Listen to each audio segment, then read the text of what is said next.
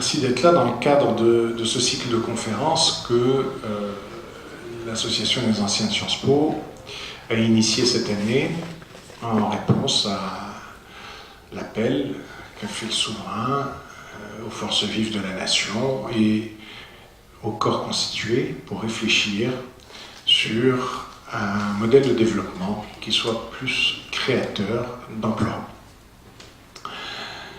Alors, notre réflexion s'est articulée et s'articule autour de 5 conférences.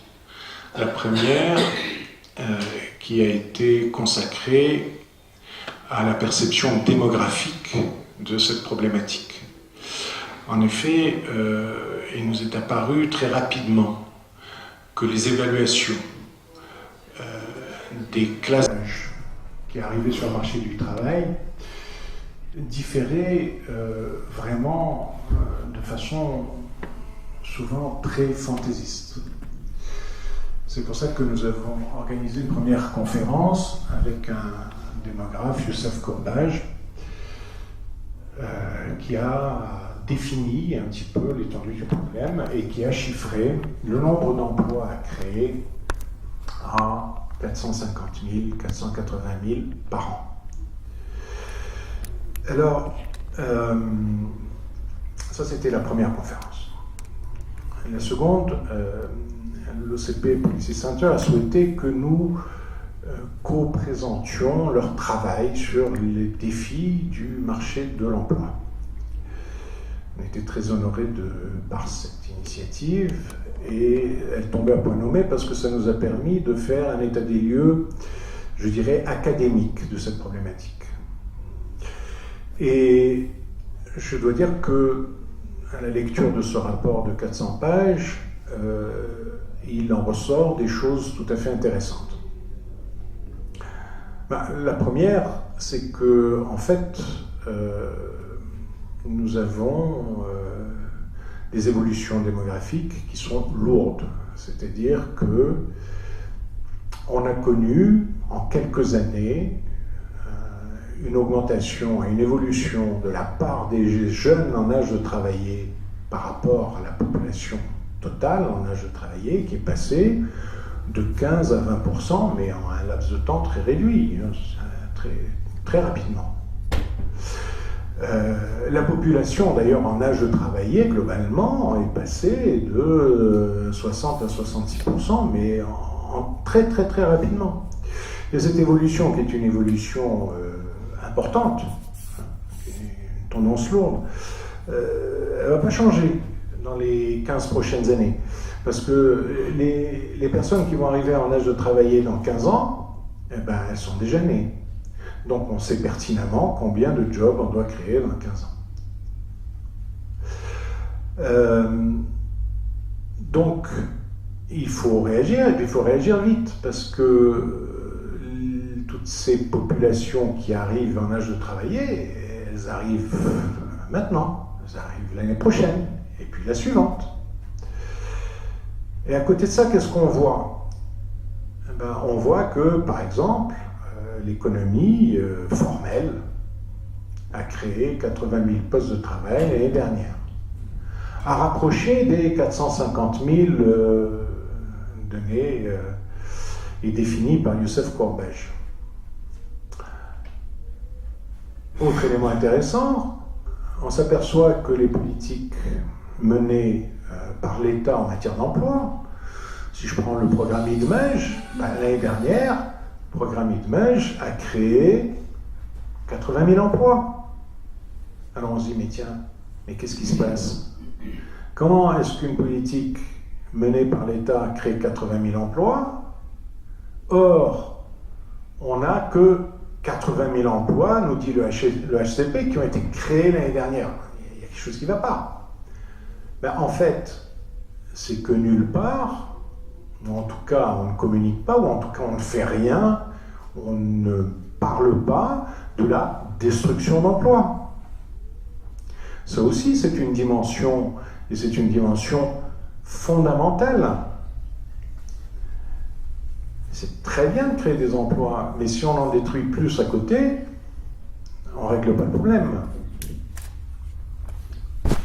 Donc aujourd'hui, nous avons consacré cette séance à une réflexion sur ce que le secteur privé pouvait apporter comme réponse à ce problème, qui est un problème vraiment fondamental, structurel, et qui peut entraîner une déstabilisation de la société extrêmement profonde.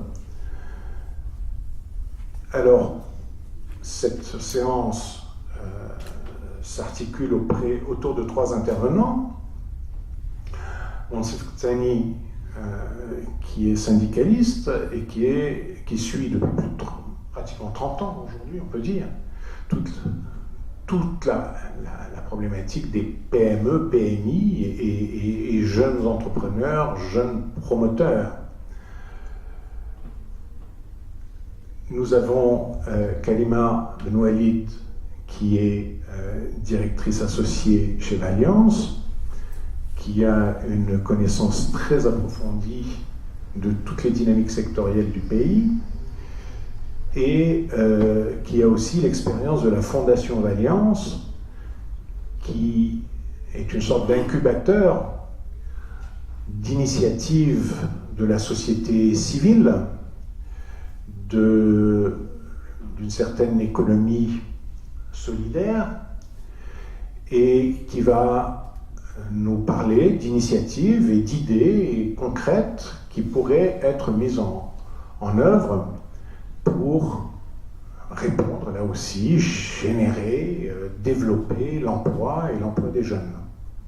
Enfin, Hakim Rakchi, qui n'est pas une Arlésienne, mais qui est juste retenue chez Lux Radio et qui ne saurait tarder à nous rejoindre, nous parlera de ce que l'économie formelle, les grandes entreprises, comment ils voient la situation, et d'autant qu'il est candidat à la présidence de la CGEM, donc il va pouvoir nous dire un petit peu ce qu'il propose. Ça en fera de son allocution, ça donnera une dimension encore plus intéressante. L'épisode du Ramadan, il ne va rien se passer à ce niveau-là, mais juste après, nous aurons une conférence qui se concentrera sur la problématique de l'emploi rural. Il ne faut pas oublier que le secteur rural est le premier employeur du pays. Et enfin, à la rentrée en septembre, nous nous attacherons à étudier plus sérieusement toute l'action étatique en la matière. Alors, je ne voudrais pas finir cette allocution sans souligner un paramètre qui me semble extrêmement important. C'est que, de par le monde, et même dans les pays comparables, le taux d'activité est de l'ordre de 70% de la population. Au Maroc, nous ne sommes qu'à 50%. Et là, je trouve que la science économique en général et les études qui sont faites au Maroc devraient, alors je ne suis peut-être pas au courant de ce qui s'est fait, de la façon dont c'est fait, mais il me semble que dans chaque société, dans chaque économie, il y a des considérations et des singularités sociologiques, culturelles, anthropologiques, qui font que les taux d'activité peuvent différer, et peuvent différer de façon extrêmement importante. D'autant que quand on parle du Maroc, quand on dit que le taux d'activité est de 50%, il ne faut pas oublier que ça se base sur une définition du chômage ou de l'emploi qui est quand même très sujette à questionnement. Voilà. C'est-à-dire que le taux d'activité est encore beaucoup plus bas que celui avancé par le HCP. Ce qui rend le problème de l'emploi dans notre pays et de l'emploi des jeunes encore plus crucial. Aujourd'hui, ce qui se joue, c'est qu'est-ce que nous voulons faire de cette société, qu'est-ce que nous voulons faire de ce pays. Est-ce qu'on va en faire une immense favela ou est-ce qu'on va permettre aux jeunes d'exprimer leur talent et de construire leur avenir et celui de la société et du pays avec. J'ai beaucoup trop parlé, j'en suis conscient. Je vais donc passer la parole, honneur aux dames, à Kalima. Voilà, et puis on continuera. Alors, la règle du jeu, c'est de parler 10 minutes, un quart d'heure pour chacun des orateurs, et puis ensuite on débattra ensemble. Ce sera extrêmement convivial, étant donné le nombre impressionnant de l'assistance ce soir. Bien. Merci beaucoup. Je suis ravie d'être là. C'est vrai que on est en comité réduit. Je me sens même le fait d'être là derrière l'estrade. Mais c'est toujours un plaisir d'évoquer des problématiques aussi centrales. Et c'est un honneur que d'être là ce soir parmi vous. Donc effectivement, 10 minutes, un quart d'heure. Alors je me suis posé la question en arrivant ici, enfin quand m'a appelé pour m'inviter, j'ai dit mais moi mon premier problème qui me vient à l'esprit quand on parle d'emploi, c'est le problème de l'adéquation entre la formation et l'emploi. Elle me dit non, surtout pas, il ne faut pas parler de ça parce que sinon on va se noyer là-dedans. Bon, donc ok, on fait l'impasse dessus. Ce qui est le plus drôle, c'est que ce matin en arrivant, j'écoutais à la radio le HCP qui publie un rapport sur l'adéquation entre justement la formation et le marché de l'emploi et qui sort des statistiques hallucinantes. Et notamment, il y en a une qui a retenu mon attention, je crois qu'on doit être l'exception dans le monde, c'est que le taux de chômage des lauréats issus de la formation professionnelle est le plus élevé. Il est plus élevé que ceux issus d'enseignement. Donc moi, ça m'a encore plus scié parce que ce que j'ai envie de dire, le slogan qui nous vient, c'est plutôt que le bac pour tous, c'est plutôt un emploi pour tous. Hein, c'est surtout sur ça qu'on devrait travailler au Maroc. Et c'est vrai, bon, on ne va pas parler de ça ce soir, mais n'empêche que aujourd'hui, on demande au secteur privé de recruter. Mais il va recruter qui ? Parce que, ok, c'est bien de créer de l'emploi, parce que c'est ça en fait le challenge, c'est comment le secteur privé peut créer de l'emploi pour pouvoir insérer les jeunes. Et à un moment, il y a quand même besoin de jeunes qui savent faire des trucs. Donc, bon, moi j'ai eu la chance, à travers mon parcours chez Valiance, de me retrouver dans des situations où on travaillait sur des plans stratégiques sectoriels, donc que ce soit l'industrie, le secteur de la pêche, le commerce, le tourisme. Et j'ai eu l'occasion d'animer des ateliers où, dans la même salle, on avait des employeurs et des représentants de l'OFPPT, etc.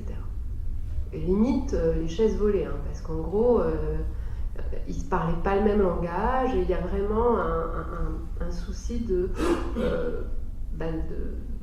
compétences, en fait, les compétences qui sont acquises dans ces structures ne correspondent absolument pas, on va dire, aux compétences qui sont demandées aux personnes par les employeurs. Bon, donc, ce que j'en ai retenu, c'est que c'est quasiment une équation insoluble à court terme. Du coup, je ne vais pas vous parler de ça ce soir, c'est-à-dire trouver la solution pour faire converger les programmes de l'OFPPT avec ce que demandent les futurs employeurs. Je crois que ça demandera quelques années, et j'ai compris qu'il fallait être court terme.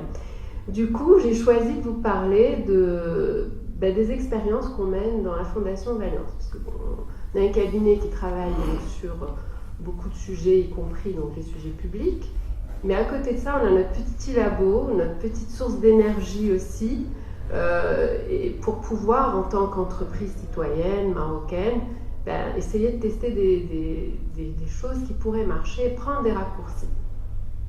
Et sur l'emploi, en fait, c'est un sujet qui nous a toujours interpellés. D'ailleurs, on avait également proposé des choses à l'époque au ministère des Finances, un peu dans votre démarche, de faire des propositions. Donc, qu'est-ce qu'on a fait ? Dans le cadre de la Fondation Valiance, on a choisi de travailler sur 3 types d'initiatives. La première, c'est justement faire des formations de courte durée pour pouvoir adapter les profils, c'est-à-dire aller dans un bassin de recrutement. En fait, on intervient beaucoup dans la banlieue de Casa, en fait, dans le périurbain de Casa, et identifier des jeunes qui sont en situation. Alors, il y a deux types de jeunes. Il y a les ados qui sont complètement perdus, qui ont quitté l'école, à qui on va apporter de l'orientation pour aller les insérer dans des CAP, par exemple, dans des formations professionnalisantes, mais que par ailleurs, on accompagne par des formations en soft skills, parce que souvent, ok, le CAP, ce que proposent les structures de formation n'est pas suffisant parce qu'ils n'intègrent pas les dimensions soft skills, la communication, certaines règles qu'il faut respecter dans le cadre de l'entreprise, être à l'heure, arriver correctement habillé, avoir un langage professionnel, en fait leur donner quelques repères. Et surtout, on leur offre, dans le cadre de ce programme, un accompagnement psychologique, entre guillemets. En fait, c'est un peu du coaching, donc les suivre, voir comment ils évoluent pour qu'ils ne quittent pas ce CAP. Donc ça, c'est un premier niveau d'accompagnement d'une population jeune, donc d'ados, pour pouvoir les maintenir et qu'ils ne deviennent pas des NEETs. Vous savez, c'est le mot à la mode en ce moment, hein. Les NEETs, en fait, c'est des jeunes qui sont nulle part, donc qui sont chez eux, déconnectés de la réalité, pas du tout... sans espoir finalement, hein, donc de pouvoir revenir, on va dire, et s'insérer dans la société. Deuxième niveau d'accompagnement, c'est ce qu'on appelle l'Ikram Amel, c'est identifier un employeur potentiel et recruter une petite promotion de 20 personnes, d'une vingtaine de personnes, à qui on va faire une formation. Jusque-là, on a fait beaucoup de formations techniques de vente, avec toujours un package de soft skills, etc. Et on a un taux d'insertion aujourd'hui, enfin, on a fait 5 promotions, donc c'est une centaine de personnes, 80%. Vraiment 80% de taux d'insertion. Ça veut dire quoi? Ça veut dire que finalement, l'effort du côté de l'association, ce qui est le plus difficile, c'est l'intermédiation. Trouver cet employeur qui va être effectivement... Donc on a eu un promoteur immobilier, on a eu une chaîne de distribution d'habillement, on a eu donc beaucoup de retail en fait et de vente. Et ils ont besoin de gens qui soient présentables, qui aient un minimum. Donc c'est qui le profil qu'on va former? C'est soit des bacheliers. Quand je dis bachelier, c'est-à-dire ils ont eu leur bac et ils ont par exemple quitté l'université. Il y en a un paquet qui quitte l'université après la première année. Ou alors des bac plus 2 carrément, qui ne trouvent pas de job et qui sont ouverts à ce genre de formation. Donc ça, on pense que si ça pouvait prendre une ampleur importante, parce que là aussi il faut se faire financer, c'est pas évident hein, de lever des fonds, etc. On a d'ailleurs des bailleurs de fonds pour l'essentiel étrangers. C'est des Espagnols qui nous financent ce programme. Et le fait de cibler l'employeur et d'aller chercher une petite population, imaginez ça, on va dire industrialisé au niveau de plusieurs communes, de plusieurs quartiers, on pense que ça pourrait finir par donner un mouvement de masse, parce que les entreprises se plaignent de ne pas trouver les profils et renoncent finalement à leur projet de développement parce qu'il n'y a pas les ressources humaines qui pourraient stimuler et porter leur activité. Ça, c'est donc le premier type d'initiative. Deuxième type d'initiative, c'est celle dont on est peut-être le plus, je dirais, fier, c'est on a créé une entreprise sociale. Donc vous avez dû entendre parler de cette nouvelle, c'est le troisième secteur, hein, ce secteur société civile qui est donc des entreprises à but non lucratif qui réinjectent leurs revenus dans l'entreprise et qui ont un système, on va dire, solidaire. Alors on a créé une entreprise qui a une marque qui s'appelle Kuhn. Cette marque, ce sont des objets, ce sont des accessoires, que ce soit d'habillement ou de décoration, qui sont fabriqués à partir de déchets plastiques et papier. Donc en fait, le secteur qui a été choisi, c'est la valorisation de déchets. Pourquoi? Parce qu'en fait, le projet est parti d'une population de chiffonniers, donc comment il s'appelle, la décharge de Casablanca. Donc cette population de chiffonniers complètement désespérée, en fait, c'est de là qu'est parti le projet. Donc il y a eu on a monté toute la filière, donc avec des designers, etc. Et aujourd'hui, il y a une trentaine de personnes qui sont insérées dans cette entreprise. sachant qu'on a formé donc, ces personnes, les personnes au métier de la revalorisation de déchets, on en a formé 2 fois plus. Parce que l'idée, c'est de former, d'insérer la moitié dans l'entreprise sociale et d'en mettre une autre partie dans le monde, dans l'économie, c'est-à-dire les injecter dans l'économie. Donc, cette initiative, nous, on y croit beaucoup. Aujourd'hui, c'est chiffonné quand je discute avec la personne qui s'occupe du projet. Au bout d'1 an, ils ont retrouvé une dignité, ils sont hyper fiers de leur activité. Et au final, on espère que, là aussi, que ça prendra de l'ampleur. C'est pas évident, c'est difficile, mais bon, on y arrive petit à petit. Là aussi, on est financé par des étrangers, mais aussi par l'INDH et par le gouverneur de la localité où ça se passe. Donc voilà, entreprise sociale. 3e, bonjour, j'arrête parce que quand même.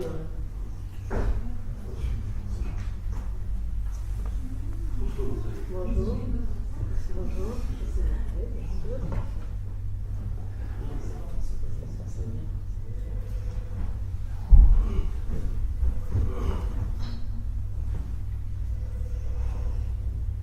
Je poursuis, j'en ai encore pour quelques minutes. Et, voilà, donc je disais, donc ça c'était la 2e initiative dans notre petit laboratoire, donc, création d'une entreprise sociale. Et la dernière initiative, qui est assez balbutiement, c'est créer un incubateur donc pour encourager l'entrepreneuriat. En gros, comment aider un porteur d'idées à en faire un projet. Donc à travers, c'est assez classique, mais pour nous c'était le triptyque. Donc de la formation, de l'insertion sur un secteur qu'on pense porteur, parce que là aussi, quel secteur porteur pour demain, je défie quiconque de répondre. Il paraît que le tiers des métiers dans 5 ans, ils n'existent pas encore. Et que je ne sais pas combien, il y a 50% des métiers qui existent aujourd'hui qui vont être confiés à des robots. Enfin bref, on n'est pas sauvés. Hein. Donc voilà, l'idée c'est ça, c'est de pouvoir avoir une approche locale à travers la société civile pour peut-être pouvoir faire ce pont entre les employeurs et les chercheurs d'emploi. Je crois aussi, ça c'est une conviction personnelle que j'ai du mal encore à étayer par des chiffres, que le secteur lui-même de la société civile, toutes ces associations, ces secteurs qui accompagnent le développement, est un écosystème porteur d'emploi qui n'est pas exploité aujourd'hui du tout. Nous, par exemple, je reprends la Fondation Valiance, on emploie 15 personnes qui sont déclarées, qui sont... Donc, parce qu'on a également une activité dont je n'ai pas parlé aujourd'hui qui est l'école de la 2e chance, on a 2 classes. Donc 2 classes, ça veut dire 4 enseignants. Donc déjà, on a 4 enseignants qui sont payés, plus du personnel. Donc ça, c'est indépendamment de la société Kuhn, qui est une entreprise sociale. Donc juste l'association Fondation Valiance, on a 15 permanents. Et moi, je crois que c'est un secteur aujourd'hui qui malheureusement n'est pas encore structuré, donc il y a du potentiel. La bonne nouvelle, c'est qu'on a, alors je sais qu'elles ne sont pas toutes actives, mais il y a quand même 117 000 associations au Maroc, ça fait un paquet de monde. Si chacune emploie une personne, ça fait 200 000 emplois, c'est pas mal. Donc, et comme on est quand même dans une phase de notre développement où l'accompagnement, développement humain, etc. est une priorité, je crois que ça ne peut pas se faire sans accompagnateur, sans avoir des personnes dans les quartiers qui vont orienter, qui vont conseiller. Et ça, c'est des emplois qui peuvent être décemment occupés par des jeunes, même qui n'ont pas une grande formation à leur actif. Donc voilà, je ne vais pas être plus longue, mais c'est ça les idées avec lesquelles je suis venue aujourd'hui. En tout cas, c'est un plaisir de partager avec vous. Effectivement, on n'y pense pas forcément. Donc, il y a un degré de pertinence certain. D'autant qu'apparemment, il y a de très gros moyens qui sont mis en face, visiblement. Oui, le dernier chiffre que j'ai eu à lire récemment, c'est que l'État, à travers ses différents démembrements, injecte 8 milliards de dirhams dans la société civile sous forme de subventions et de dons. Donc ça fait un paquet d'argent. Bah oui, c'est à rapprocher aux 12 milliards de la caisse de compensation actuelle. Donc c'est vraiment un effort tout à fait conséquent et dont personne ne parle, que personne n'étudie de façon vraiment approfondie et structurelle. Mais c'est quelque chose qui pourrait effectivement accompagner la création d'emplois et justement de petits emplois. Parce que la problématique, c'est qu'il y a tellement de monde qui reste sur la route que la problématique de création d'emplois, c'est de créer des emplois pour ces gens-là. C'est-à-dire, à Al-Husseima, il faut créer des emplois pour les types qui étaient là en train de jeter des pierres. Et ça, c'est une dimension aussi qui est assez absente des réflexions, en tout cas, que l'on peut entendre. Si on sait, donc voilà, on va voir ce que la petite entreprise, les jeunes entrepreneurs, voilà, est-ce qu'il y a des actions, est-ce qu'il y a des choses dont on ne parle pas suffisamment et qui pourraient améliorer les choses? Merci Monsieur le Président pour cette invitation, et vu que le temps est limité à 15 minutes, je vais essayer d'aller assez vite, en essayant d'abord d'être convaincant et de passer quelques idées sans trop faire le résumé des 30 années de militantisme entrepreneurial, qui est aussi une forme de syndicalisme, puisque c'est un volet dont on a réellement besoin aujourd'hui au Maroc. Alors, quelques statistiques, quelques éléments qui ont donné naissance à la réflexion. D'abord, moi je suis président de la fondation Moubadara pour les jeunes et l'entrepreneuriat, mais je suis aussi depuis 7 ans dans le Conseil économique et social, et depuis 7 ans, on se réunit 2 fois par semaine dans le Conseil, et j'ai piloté les groupes de travail qui ont sorti le premier rapport sur l'emploi des jeunes, ensuite le rapport sur l'entrepreneuriat et le secteur informel, et le rapport sur l'économie sociale et solidaire, et le rapport sur la sous-traitance. Donc ces 4 rapports qui sont assez bien, je dirais, approfondis, peuvent ressortir les grandes idées de ce qu'on essaie de donner comme réflexion et comme recommandation, notamment au pouvoir public, pour les mettre en place et solutionner les problèmes que nous avons actuellement. Deuxième élément, c'est qu'au niveau statistique, comme on le sait, il y a à peu près, c'est le HCP, c'est les rapports du HCP, il y a environ 3 millions d'entreprises petites, de TPE, 3 millions, hors informel, 3 millions de TPE entre l'artisanat, le commerce, les services et les petites industries. Et ces 3 millions ont un document administratif, c'est-à-dire soit un registre de commerce, soit une patente. Alors ces TPE, à côté, on trouve 100 000 entreprises, peut-être 120 000, peut-être 115 000, peut-être 130 000, qui sont déclarées à la Caisse nationale de la sécurité sociale et qui déclarent un bilan fiscal annuel. Donc seulement 100 000.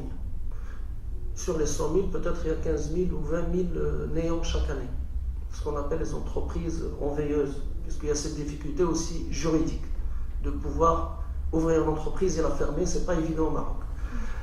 Alors, dans ces 100 000 entreprises qui déclarent un bilan, il y a à peine 10 000 entreprises bien structurées, disons, et sur lesquelles il y a à peu près 7 000 ou 8 000 dans l'industrie et 3 000 dans les services. Et quand on regarde ce tableau, on se dit de toute manière, on ne peut plus créer d'emplois ni dans le public, bon, ça je ne vais pas en parler, c'est évident, ni dans le secteur privé actuel. De toute façon, on ne peut pas créer ni 80 000, ni 200 000 emplois dans le secteur. Voilà, je sais peut-être tout à l'heure on aura l'occasion d'en parler, mais ça serait un rêve de croire que le secteur privé tel qu'il est aujourd'hui est tel qu'il est combattu par les pouvoirs publics. Il faut qu'on soit clair là-dessus. que ce soit fiscalité, que ce soit les tribunaux de commerce, que ce soit les chambres de commerce d'industrie, que ce soit, etc., etc., on n'a pas le temps de relater tout cela, le secteur privé n'est pas aidé aujourd'hui. D'accord ? Alors, qu'est-ce qu'il nous reste ? Il nous reste la TPE, les petits métiers. Alors, il y a des formules. Aujourd'hui, on peut créer des dizaines, des centaines de milliers d'emplois dans ces petits métiers. Mais pour que les jeunes d'aujourd'hui acceptent de devenir maçon, de devenir carreleur, de devenir boucher, de devenir coiffeur, de devenir mécanicien, de devenir etc., il faut que ces métiers soient mis en valeur, soient modernisés. Il faut que ces métiers soient reconnus en tant que tels et qu'ils aient un statut, chose que nous n'avons pas aujourd'hui.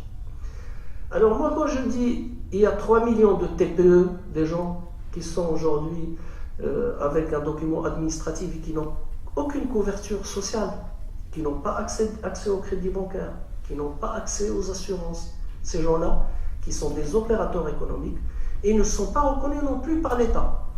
Moi, je ne connais pas aujourd'hui une seule association, une seule fédération de TPE qui est reconnue par le gouvernement et qui travaille dans le cadre d'un programme avec ces gens-là. Ces gens-là, aujourd'hui, ils sont out.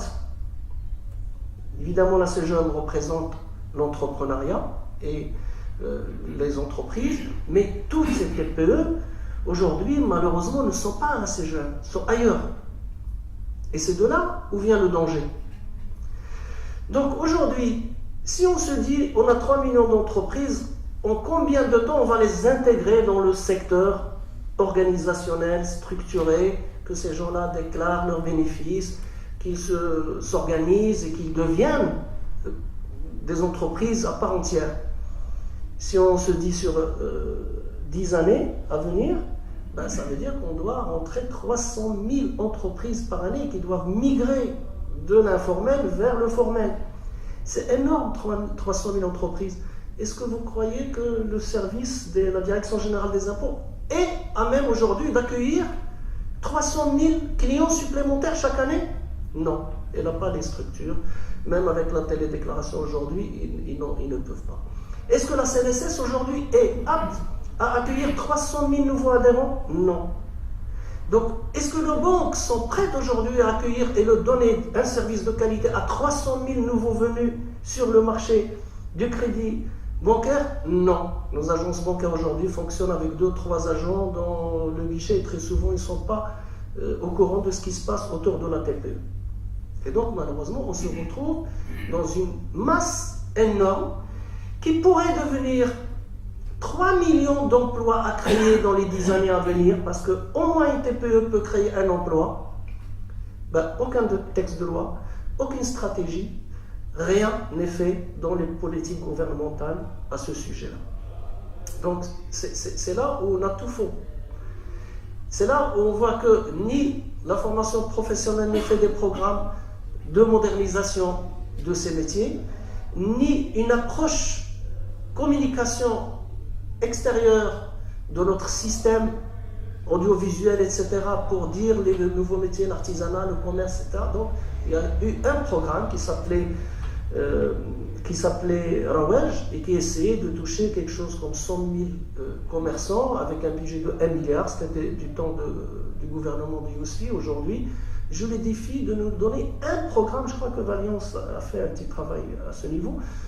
Un programme de formation encore vivant aujourd'hui, après avoir distribué 1 milliard de dirhams aux commerçants sous forme de frigidaires et de micro-ondes qu'ils ont amenés de la Turquie, au lieu de le donner aux industriels marocains. Donc ces programmes, je parle un petit peu parce que le côté politique est important. S'il n'y a pas de stratégie gouvernementale derrière tout ça, avec un écosystème qui comprend d'abord de quoi on parle et qui écoute, et qui dit, écoutez, tout ça paraît évident, écoutez, puisque c'est évident, alors mettons-nous tout ça sous forme de programme, on est prêt à collaborer dans ce sens. Mais quand on voit que le gouvernement aujourd'hui vient, il annonce un programme à Sa Majesté, et on n'a pas été consulté, on n'est pas au courant. Sa Majesté a dit les séries ne fonctionnent pas. Nous, ça fait 30 ans, ça fait 20 ans qu'on le dit.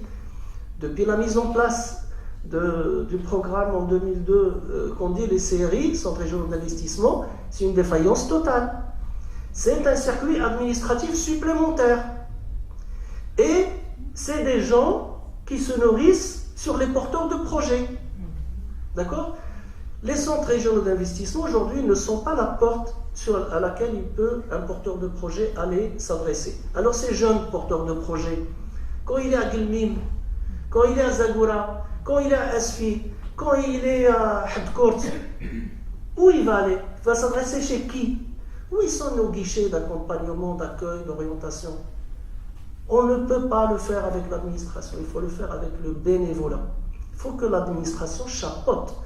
Il faut que les ministères mettent en place les ressources humaines nécessaires pour permettre aux bénévoles d'aller vers un nouveau plan Marshall, un vrai plan Marshall, Tariq al-Wahda. Les années 60, il faut qu'on y revienne et qu'on dise aujourd'hui nous avons des jeunes talentueux qui manquent de formation certes comportementale, mais qui ont un bagage. Et très souvent, on ne leur donne pas l'occasion de développer ce bagage parce qu'il n'y a rien dans nos petites villes. Tout est dans l'axe Casa, Rabat, Tanger, etc.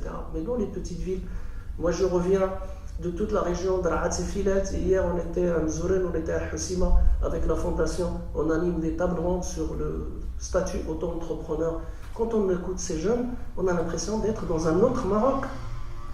Je suis invité après-demain à la région de Rahat et Filet pour présenter, ils vont présenter le programme emploi au niveau régional à Rachidia. Ben, je ne vais pas y aller parce que je dis attendez, si on doit refaire encore le même. Il faut qu'il y ait un programme qui vient de Rabat. Et ce programme, on l'applique avec les spécificités régionales. Et non pas qu'on dit aux gens, régions qui n'ont rien, qui n'ont pas de salon pour faire de l'animation économique, il n'y a pas de parc d'exposition, il n'y a pas d'événement, il n'y a rien qui est organisé. C'est le désert. Comment vous voulez dire à ces gens-là? Ben, réfléchissez et créez des emplois, créez des entreprises, innovez. Attends, les figues de barbarie et les dates et tout ça, ça y est, et les fleurs de rose, ça fait son chemin. Arrêtons je veux dire, si on veut réellement créer des programmes pour ces jeunes, il faut qu'on vienne en force à partir de Casaraba et qu'on aille dans ces régions et qu'on leur ramène au moins les grandes orientations des programmes que eux ils peuvent adapter à leurs spécificités régionales. Je suis entièrement d'accord. Mais aujourd'hui, ce travail bénévolat n'est pas fait. Il n'y a personne qui le fait. Et l'administration ne peut pas le faire. Elle n'a pas suffisamment d'agents. Il nous faut minimum 5000 guichets au niveau national. Quand on dit 5000 guichets, il nous faut, et ça j'ai démontré d'une façon scientifique, parce qu'on l'a fait avec la CNUSED, je l'ai fait avec les Nations Unies, et on a travaillé sur le programme, je peux vous remettre les rapports, il nous faudrait minimum 20 000 agents, 20 000 agents, valeur d'aujourd'hui. J'étais à la région Nord-Pas-de-Calais il y a quelques années, si je dépasse le temps, vous me dites, Monsieur le Président. Dans la région Nord-Pas-de-Calais, j'ai rencontré 18 organismes qui travaillent sur l'accompagnement des porteurs de projets. 200 salariés. Salariés. Non, salariés. Soit financés par la région, soit financés par des ONG, soit financés par les chambres de commerce, soit, peu importe, le financement, c'est une autre. 200 salariés. J'étais en Allemagne, les jeunes dirigeants allemands, ils ont une tour plus grande que le bâtiment de la CGM. La CGM qui a aujourd'hui, je crois, une vingtaine de salariés au niveau national, n'est-ce pas? Peut-être 70, excellent, super, je suis content parce qu'il y a quelques années, c'était encore 18 ou 15. 170 salariés permanents pour l'association des jeunes entrepreneurs allemands. Alors, imaginez le travail colossal que nous devons faire si on veut parler création d'entreprises, accompagnement, etc. Et tout cela ne peut se faire qu'avec une vraie volonté politique, avec un gouvernement qui écoute, et un gouvernement qui ne travaille pas les dossiers et les études en catimini pour dire allez on va présenter à Sa Majesté. Non, il faudrait que le gouvernement travaille avec les gens qui sont sur le terrain et qui travaillent là-dessus, évidemment la CGM et les autres associations. Il faudrait aussi que la CGM, et c'est une doléance que je fais à notre candidat, Inch'Allah, qui sera président, de parrainer ces associations et de non pas vouloir intégrer des adhérents, El Ghzar, El Haraifi, parce que le problème que nous avons rencontré, Monsieur le futur président, c'est que lorsqu'on s'adresse au pape, ou à l'Union européenne, aux Allemands, ils disent nous, on ne va pas vous donner le budget, on le donne à la CGM. Mais la CGM ne fait pas le travail sur la TPE. Et ça, c'est un problème. C'est un problème de représentativité. Et voilà le côté syndical et politique. C'est-à-dire que lorsque nos associations deviennent puissantes sur le terrain pour travailler avec les TPE, il faut qu'on leur donne les moyens et la crédibilité politique du gouvernement. Sinon, on va rester à tourner dans... D'accord ? Et donc, les programmes, après, je peux en donner des exemples. Nous, en tant qu'association, on a créé une assurance maladie pour les TPE. Bon, le groupe, je ne vais pas le citer, il nous a fait rupture de contrat au bout d'1 an de travail. Une assurance maladie par famille pour les commerçants et les artisans à 1850 dirhams, une assurance AMO de la même qualité qu'un fonctionnaire de l'État. Quand la CNSS réclame 7000 dirhams par salarié et par an. Et aujourd'hui, la CNSS, pourquoi elle ne veut pas intégrer les TPE au sein de la CNSS? Parce qu'ils ont une forme juridique, personne physique. S'ils avaient une forme juridique, personne morale, systématiquement, ils sont éligibles. Et on résout le problème. Mais pourquoi on n'appelle pas tous ces commerçants qui se transforment en SARL? À la place, on leur dit, non, écoutez, allez, auto-entrepreneur, tant mieux, le statut auto-entrepreneur, c'est une bonne chose. Mais ça ne résout pas le problème de la couverture sociale. Et tous les gens qui sont dans les petites villes et les patelins, qu'est-ce qu'ils réclament? D'abord de la sécurité. Pour créer. Quand un menuisier il ne peut plus travailler, qu'il est malade, ce sont 2, 3, 4 postes de travail que nous perdons. Mais personne ne se soucie de cela. Même les grandes entreprises, quand elles ferment, on s'en fout. L'année dernière, c'est 9000 qui ont fermé. Cette année, on ne sait pas encore combien.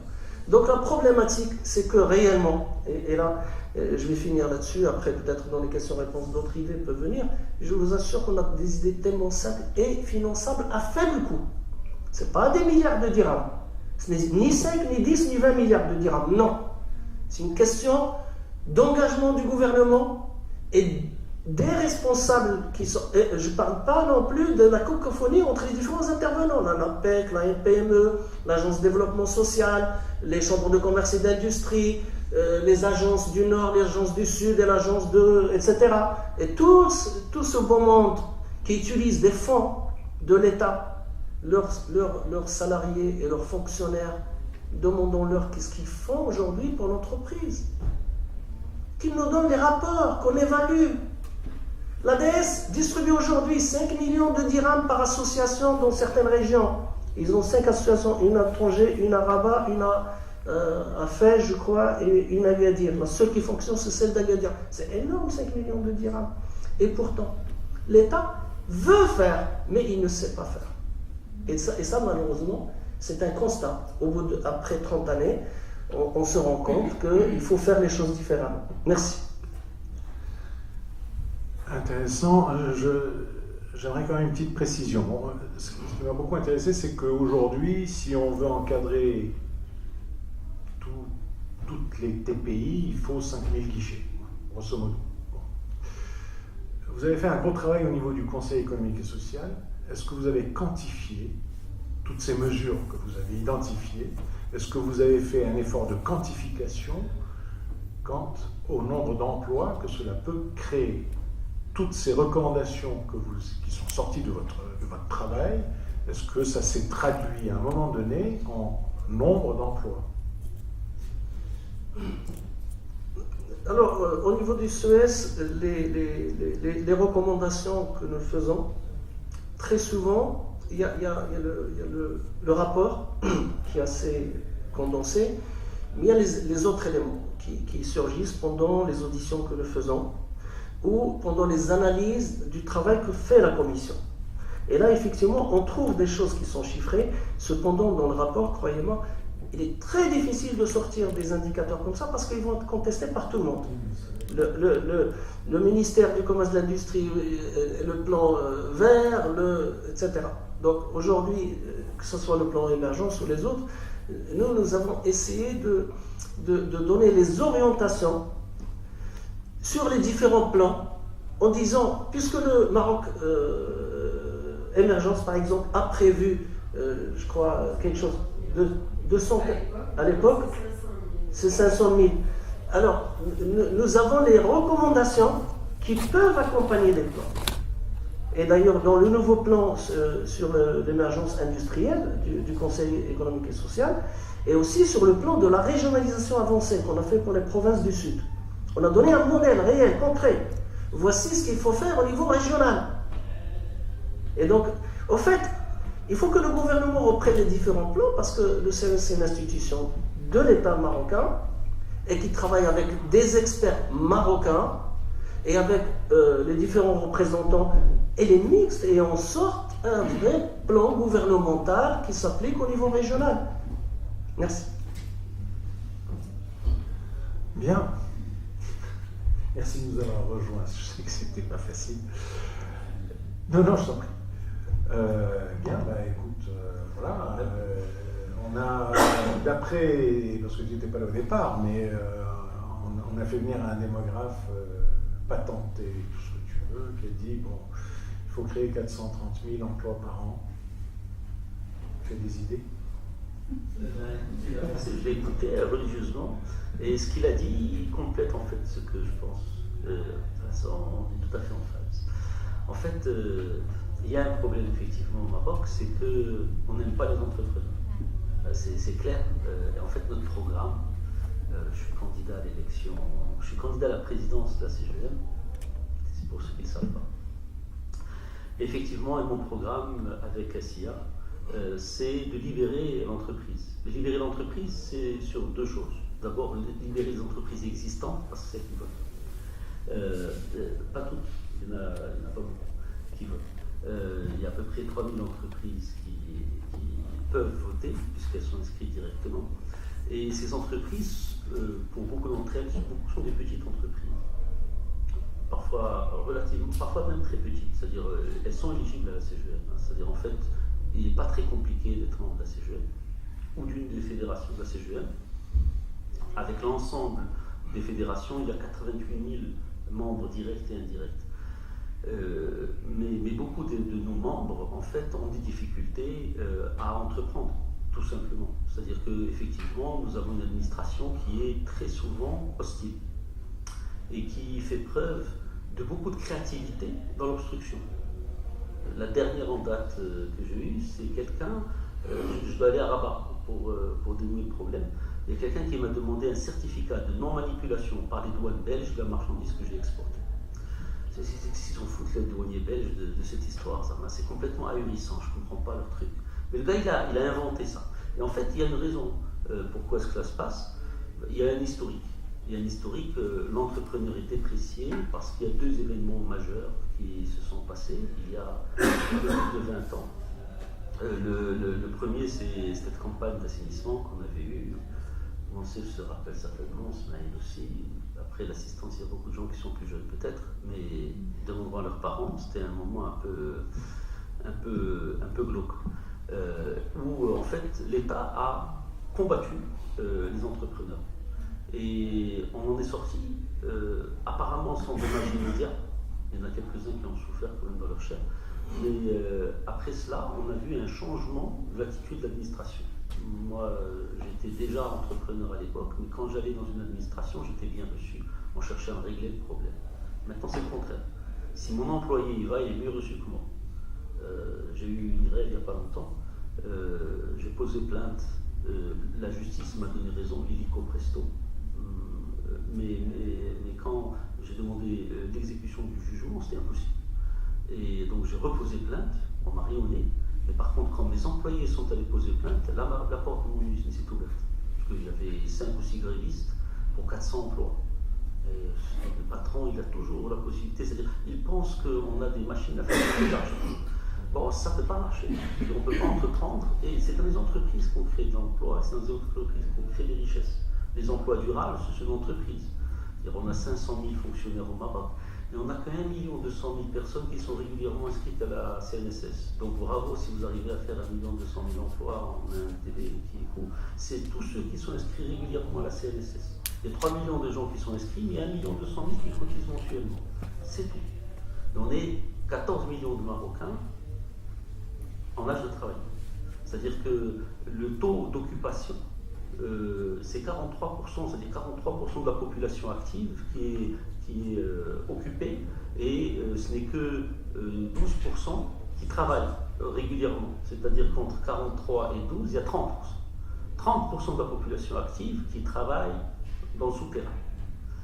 Donc je rejoins ce que tu as dit, Moussef, à 2000%. Et pour moi, je suis tout à fait d'accord avec ce que tu as dit. Il n'y a qu'une seule façon, c'est remettre en branle la machine de l'entreprise. Il faut qu'on ait de nouveau envie d'entreprendre. Et quand est-ce qu'on a envie d'entreprendre? Il y a des conditions simples pour entreprendre. Et je vois d'ailleurs que beaucoup de Marocains entreprennent. Il y a 350 000 Marocains qui entreprennent à l'étranger, qui n'entreprennent pas au Maroc. Ils sont partis pour entreprendre, parce qu'au Maroc c'est compliqué. Pourquoi c'est compliqué? Pas parce que c'est difficile de gagner de l'argent, parce qu'on vous empêche, parce qu'on a envie de vous gagner de l'argent. On a beaucoup trop de risques et les opportunités sont souvent limitées, bloquées. Et donc pour relancer la machine entrepreneuriale, il s'agit tout simplement de diminuer les risques et d'augmenter les opportunités. C'est très simple à dire, hein. Ça y est, j'ai fait ma démonstration. Donc, ce qu'on propose, Assia et moi, à la tête de la CGM, avec des gens qui nous ont inspirés, parce que nous sommes entrepreneurs et parce qu'eux sont parfois des économistes, d'autres sont liés, disons, à tout ce qui est employabilité et développement social.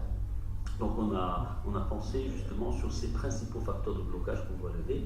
Donc bien évidemment, c'est simplifier la réglementation, la standardiser, la digitaliser, c'est-à-dire digitaliser les rapports avec l'administration et mettre en place des procédures de recours. Et nous allons créer un défenseur des droits, disons, de l'entreprise au sein de la CGM, et on voudra bien évidemment ouvrir la CGM à toutes les entreprises de façon à ce qu'on puisse collecter le maximum d'informations sur tous ces blocages et documenter ces blocages dans nos rapports avec le gouvernement. Je ne pense pas que le gouvernement, ce soit des gens qui soient méchants. Dans l'administration, c'est des gens souvent qui sont parfois aigris. Ils disent bon, là, ça on n'arrivera à rien avec ça. Mais au niveau du gouvernement, il faut qu'il y ait une prise de conscience sur cette problématique. J'ai eu affaire à certains ministres qui m'avaient demandé de me présenter, et moi je lui parlais des rapports qu'on a avec l'administration, lui il me parlait des rapports entre le gouvernement et le patronat. Moi, bon, il peut y avoir des problèmes de personnes, des problèmes d'ego, mais il n'y a pas de problème. C'est-à-dire, on est tous des gens qui voulons le bien pour notre pays, etc. Mais il y a des gens qui ne comprennent pas les choses comme cela, et il y a un esprit parfois un peu gauchisant qui s'est installé, et donc on cherche à limiter effectivement la propension à créer des richesses. Et je dois dire que quand on voit le taux de croissance moyen au Maroc, hors agriculture, il n'est que de 3% en moyenne sur la dernière décennie. Alors que pour atteindre un niveau suffisant pour qu'on puisse parler réellement d'émergence, les pays qui, eux, ont réussi cette émergence sont des taux de croissance de plus de 6%. Et le taux de croissance au Maroc qui est de 3% est porté pratiquement aux 3/4 par l'investissement. C'est la formation brute du capital qui permet d'avoir une croissance de l'ordre de 2 et quelques % par an. Mais on a un taux d'investissement qui est 30% du PIB, qui est peut-être le plus élevé au monde. Sur une décennie, personne n'a fait autant, avec un résultat qui est pauvre, très pauvre. Pourquoi est-ce qu'il est pauvre? Parce que les deux autres facteurs de croissance, qui sont le travail et la productivité, sont faibles. C'est-à-dire, pourtant, on a un taux, disons, d'occupation qui est le plus haut historique, hein, je crois, de 43%, j'ai dit tout à l'heure, mais la productivité est ridicule. On dit que la productivité des facteurs contribue à un demi-point seulement de la croissance annuelle. Et donc, il n'y a qu'une seule chose à faire, en fait, c'est libérer effectivement l'esprit d'entreprise. Et libérer l'esprit d'entreprise, on doit le faire partout, c'est-à-dire aussi bien à Casablanca et Rabat qu'en dehors, comme tu l'as dit très bien. De ce point de vue-là, on complète nos deux discours, se complètent tout à fait. Et après, on peut imaginer toutes sortes de dispositifs pour améliorer les rapports entre employeurs et employés. Bien évidemment, on est obligé d'adapter notre code du travail. C'est-à-dire, on a un coût du travail qui est beaucoup trop élevé. Mais encore une fois, il ne concerne qu'1 200 000 personnes sur les 14 millions qui sont en âge de travailler. C'est 1 200 000 personnes. Moi, en tant qu'employeur, quand je verse un salaire, le salaire qui est perçu ne représente que, en moyenne, 55% du coût que j'ai payé. Et donc j'ai des charges qui sont aberrantes. Donc moi, on m'a posé la question tout à l'heure, est-ce que je suis pour la hausse des bas salaires? Je veux bien augmenter les bas salaires, mais je veux une baisse des charges. Pourquoi? Parce que les entreprises ne sont plus en situation aujourd'hui de faire face à la concurrence. Sur 10 années, je ne peux pas calculer sur 3 années, parce que les 3 dernières années, il n'y a pas eu vraiment de hausse des salaires. Mais sur 10 années, nos charges salariales et les coûts de l'énergie ont augmenté de l'ordre de 50%. Et nos prix de vente ont baissé. La concurrence est mondiale. Notre réglementation, nos différents codes, qu'ils soient douaniers, du travail, ne sont pas du tout adaptés à la mondialisation. Le code du travail que nous avons, il est hérité d'un concept qui date du début du siècle passé.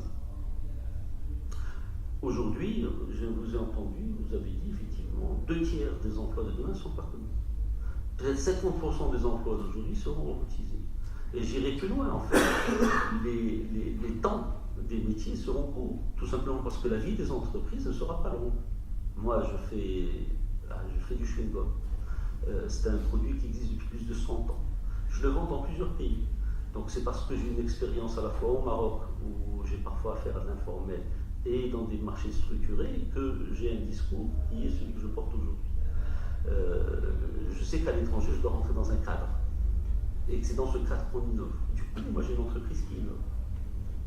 Parce que si je devais faire face qu'à l'informel, je ferais peut-être aussi quelques petits coups au niveau de l'informel, je me débrouillerais aussi bien que tous ceux qui sont dans l'informel. Au bout d'un moment, mon entreprise ne pourrait plus exister, et donc je disparaîtrais. Bon, je ne suis pas dans cette logique, je suis dans une logique d'innovation, de créativité, parce que j'ai un cadre qui me le permet. Le cadre, c'est celui que j'ai à l'étranger, c'est pas tellement celui que j'ai au Maroc, même si j'ai choisi au Maroc de me développer dans des produits qui sont complexes. Justement pour ne pas avoir affaire à l'informel. Bon, je ne suis pas maso, mais c'est pourtant je me présente à la CGM. On sait jamais. Je reviens donc à ce que je disais. Donc on a besoin d'une réglementation qui est épurée. Donc c'est pas simplement dans nos rapports avec l'administration, mais c'est également dans l'organisation de nos métiers. Nous devons avoir des métiers qui sont organisés de façon à établir un cadre de fonctionnement et permettre aux gens de rentrer dans ce cadre. Donc bien sûr, je ne pourrais pas faire ça seul, même à la tête de la CGM. J'aurais besoin de responsables dans les métiers qui également militent et travaillent dans ce sens-là. Et ensemble, avec la CGM et avec les organismes publics, nous devons mettre en place des dispositifs de surveillance du marché, de façon à ce qu'on s'assure que la concurrence est loyale. Parce que si la concurrence n'est pas loyale, forcément, c'est très facile d'être un entrepreneur pour peu de temps, mais disparaître après. Et je rappelle par rapport au Code du travail, ce que je disais, c'est que les entreprises ayant un temps qui va être relativement court, on ne peut plus offrir à terme des emplois à durée indéterminée. Donc, on ne peut pas avoir un code du travail qui fait que quand on doit se séparer d'un employé, on paye des montants qui sont énormes. Je dirais dans les PME ou dans les TPE, c'est juste la mort.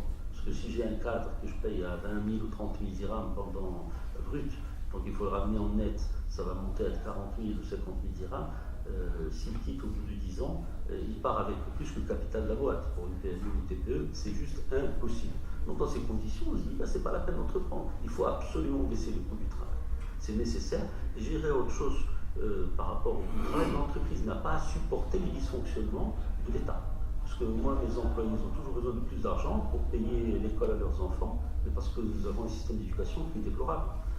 Je veux bien faire des efforts pour aider, mais je ne peux pas payer en plus, payer mes impôts pour rien finalement, payer, pas pour rien, j'exagère, je suis méchant, c'est pas vrai, on a un État qui fonctionne.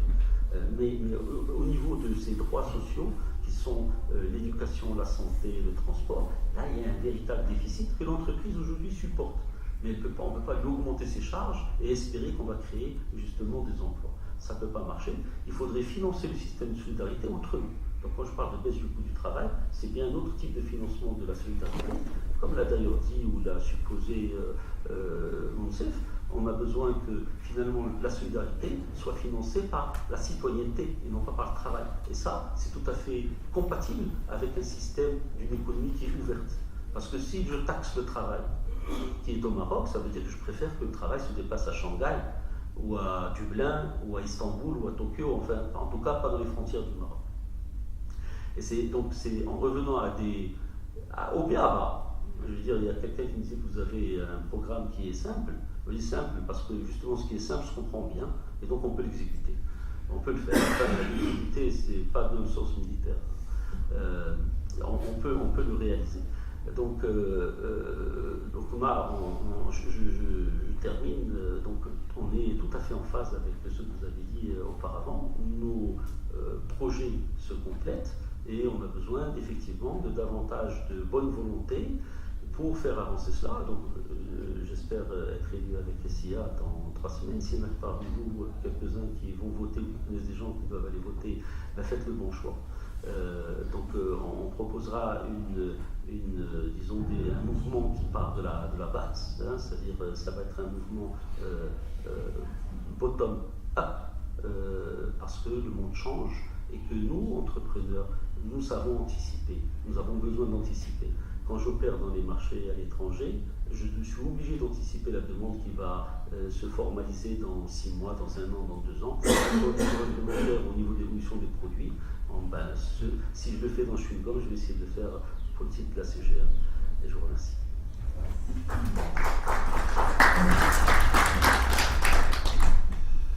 Bien. Le chewing-gum, c'est une blague. Hein.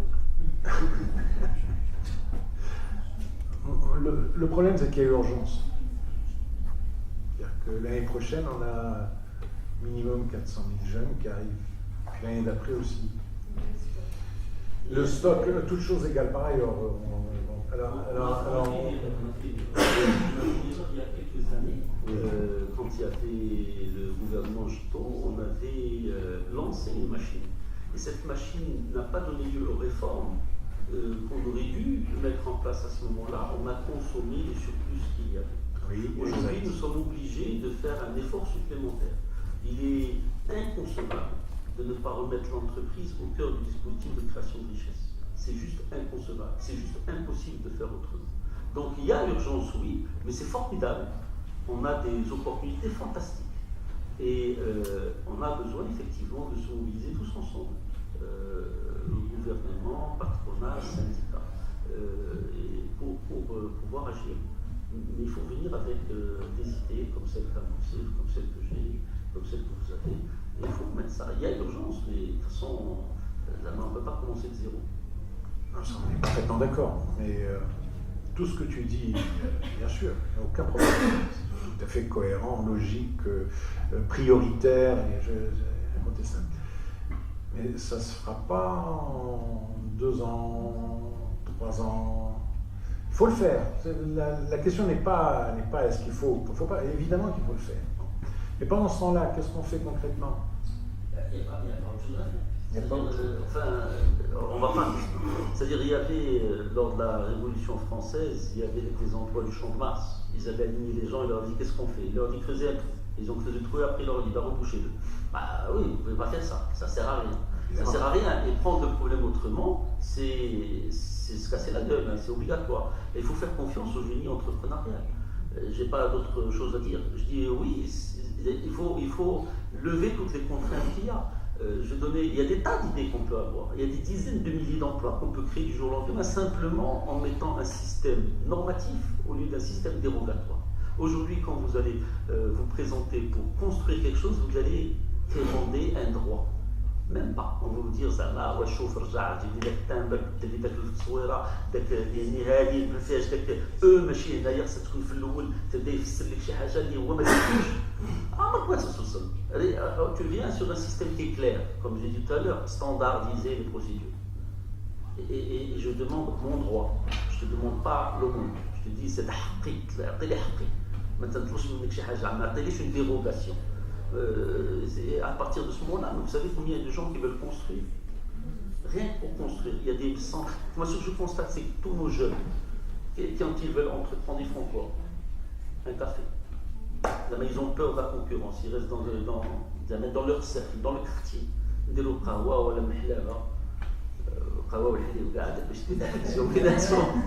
Ça ne marche pas cette histoire. Il faut libérer les gens pour qu'ils y aillent. Mais pour que ça puisse se faire, il faut commencer par accepter que l'entrepreneur, c'est lui qui crée des richesses. C'est l'entrepreneur qui crée des richesses. Le rôle de l'entrepreneur, c'est de créer des richesses. Le rôle de l'État, c'est de les distribuer. Qu'on ne se trompe pas. Ce n'est pas l'État qui va être entrepreneur. Il ne va jamais être entrepreneur. Quand il va entreprendre, il va mal faire. Si je peux donner quelques exemples concrets de ce qu'on pourrait faire, pour ajouter un petit peu des éléments. Vous savez, l'urbanisation. Aujourd'hui, j'ai vu un gouverneur qui m'a dit « j'ai du mal à aller fermer une usine qui est dans une zone rurale, dans la région de Casablanca. Et il sait que là-bas, il y avait à peu près une centaine de personnes qui travaillent dans la confection. C'est des gens qui travaillent sur des machines à pédaler. Il n'y a pas d'électricité, il n'y a rien. Et l'ordre est venu de la wilaya en lui disant « tu ne dois pas garder les yeux fermés ». Et j'ai enquêté sur cette affaire, j'ai découvert qu'on ne peut pas monter un hangar pour créer de l'emploi dans le rural. Est-ce que ce n'est pas de la folie? On vous dit non monsieur, il faut venir au centre-ville, dans la zone industrielle, pour monter votre atelier, alors qu'on ne peut pas. Et là, c'est des problèmes administratifs. Alors qu'en Chine, j'étais à Shanghai, les gens peuvent monter des usines à perpète, il n'y a pas de problème. Il suffit d'avoir un cahier de charge de l'administration. Je ne demande à l'État ni électricité, ni eau. Donc en quoi ça les dérange que j'ai un hangar, une structure métallique où je peux faire travailler des gens dans mon rural? Alors, deuxième exemple. Quand on donne au niveau d'urbanisme de construire un immeuble et on vous dit R+3 ou R+4 et au rez-de-chaussée c'est commerce. On n'imagine pas ce que ça produit comme problème pour la société.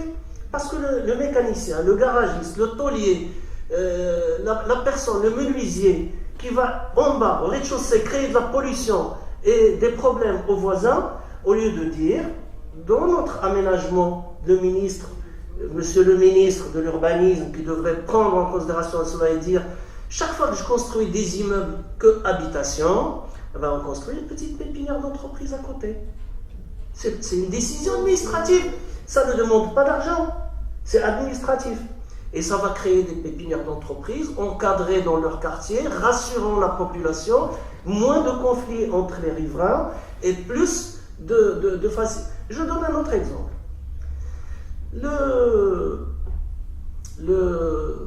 L'organisme de l'entraide nationale.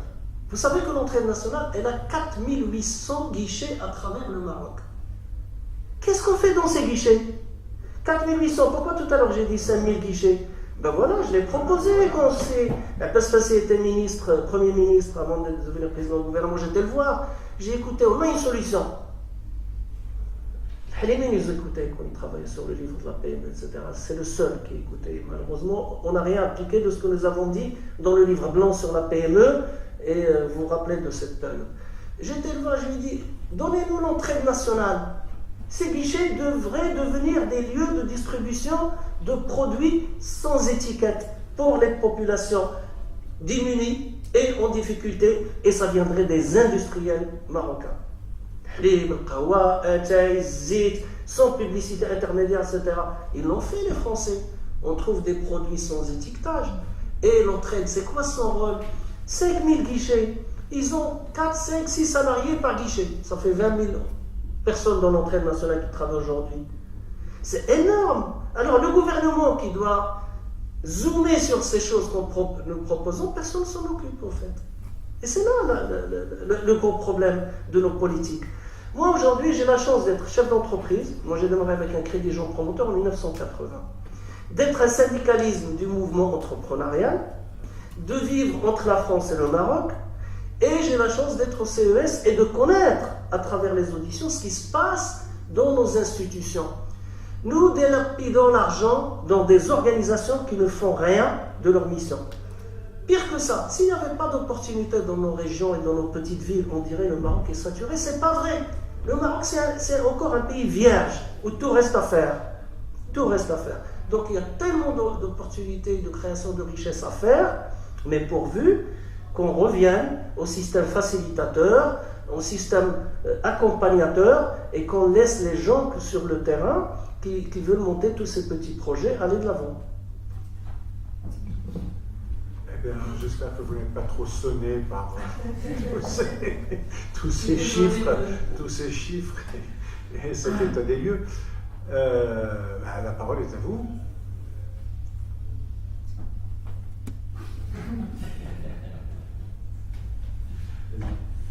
Bonsoir à tous, merci pour vos interventions.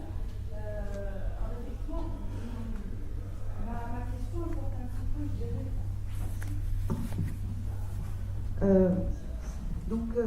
Dans ce que vous avez tous exposé, on retrouve effectivement plein de facteurs qui contribuent à cette situation, qui sont et des lourdeurs administratives, peut-être une inadéquation de la formation professionnelle avec ce que recherchent les employeurs, mais également un droit du travail peut-être archaïque, d'après ce que vous avez expliqué, des problèmes avec les douanes, enfin, il y a plein de choses. Mais pour vous, quelle serait la priorité en termes de chantier à attaquer le plus rapidement possible, et qu'est-ce qui est vraiment urgent, parce qu'il y a plein de priorités, mais là-dedans encore, pour chacun d'entre vous, si vous avez envie d'y répondre, je ne sais pas, mais quelle serait vraiment l'urgence en fait. Voilà, merci. On fait toutes les questions en même temps. Alors, bonsoir à tous, je suis Saad Alexandre Dibaji, je suis directeur général d'une PME de 150 salariés.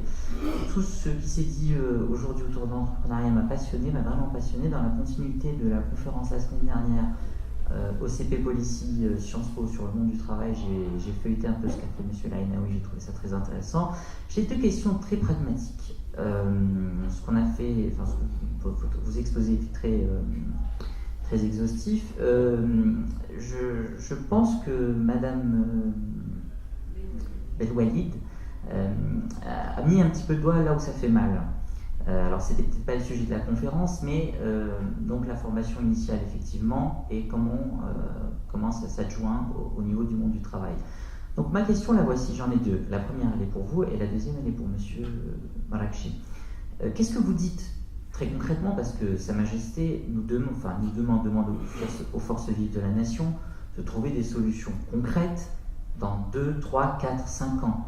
On peut avoir des analyses théoriques, mais tout ça, ça se met en place en 10, 15, 20 ans. Donc il y a une certaine urgence entre la réflexion qu'on peut avoir qui est théorique et l'urgence du problème. Donc ma question concrète, qu'est-ce que vous dites à un jeune, et vous avez une fondation dont vous vous occupez de coaching de gens qui ont 13, 14, 15 ans, qu'est-ce que vous dites à un jeune brillant ou un jeune beaucoup moins brillant qui a 13, 14, 15, 16 ou 17 ans, pour lui rentrer dans la tête, pour lui inculquer, pour lui insuffler le goût de l'entrepreneuriat, pour lui dire que la voie royale, c'est pas forcément les classes préparatoires aux grandes écoles, c'est pas forcément aller étudier aux États-Unis, c'est pas forcément être ingénieur, c'est pas être médecin, c'est aussi peut-être être entrepreneur, créer des emplois. Comment vous créez cet esprit-là entrepreneurial qui nous manque dans la culture, qui nous manque intrinsèquement dans les familles? C'est-à-dire que la voie royale, c'est, voilà, vous la connaissez, on a discuté tout à l'heure en privé sur le parcours de mes enfants futurs, les vôtres, etc.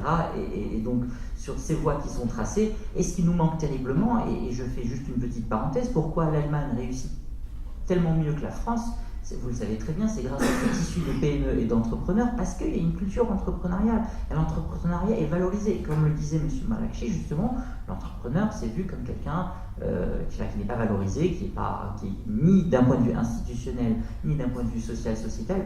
Concrètement, qu'est-ce qu'on dit à ce jeune de 15, 16, 17 ans pour que demain, il crée son entreprise, qu'il soit excellent élève ou qu'il soit un élève moyen? Parce que malheureusement, l'entrepreneuriat, c'est parfois vu comme une école de la deuxième chance, alors que ça peut viser les gens les plus brillants. Je vais être succinct. Ma deuxième question pour M. Marakchi. Je suis très sensible au fait qu'il y ait des candidats qui soient apolitiques à la CGEM. Je trouve que c'est une très bonne chose. je dis ça subtilement. Voilà.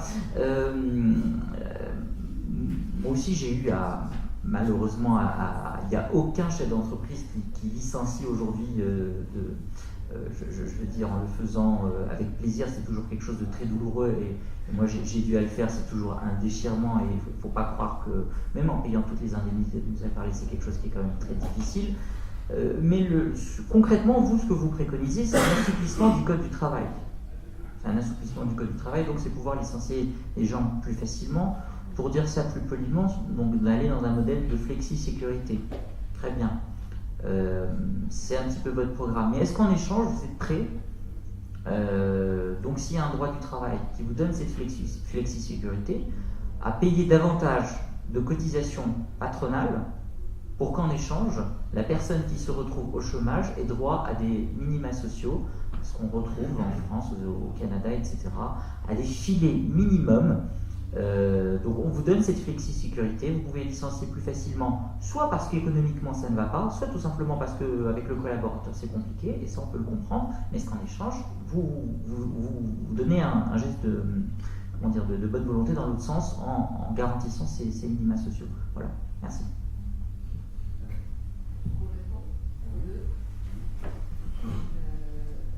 Très bien, mais je vais commencer par la question de monsieur parce qu'elle est plus simple et je reviendrai à celle de madame qui est un peu plus compliquée. Moi je crois à une seule chose, c'est la force de l'exemple. Donc pour moi, pour inspirer, insuffler cet esprit d'entrepreneuriat, c'est ramener des gens qui ont réussi et que faire une espèce de tache d'huile dans les quartiers, que monsieur Ktiani parlait des métiers de base qui sont aujourd'hui dévalorisés chez nous, l'artisan, etc.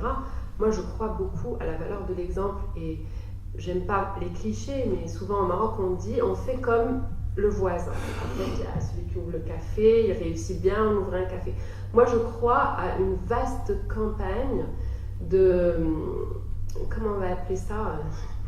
J'ai presque envie de dire, c'est de la propagande qu'il faut faire. Moi, je crois que là, on est en guerre contre un fléau et il va falloir y aller en utilisant les grands moyens, comme si on avait véritablement un ennemi à abattre.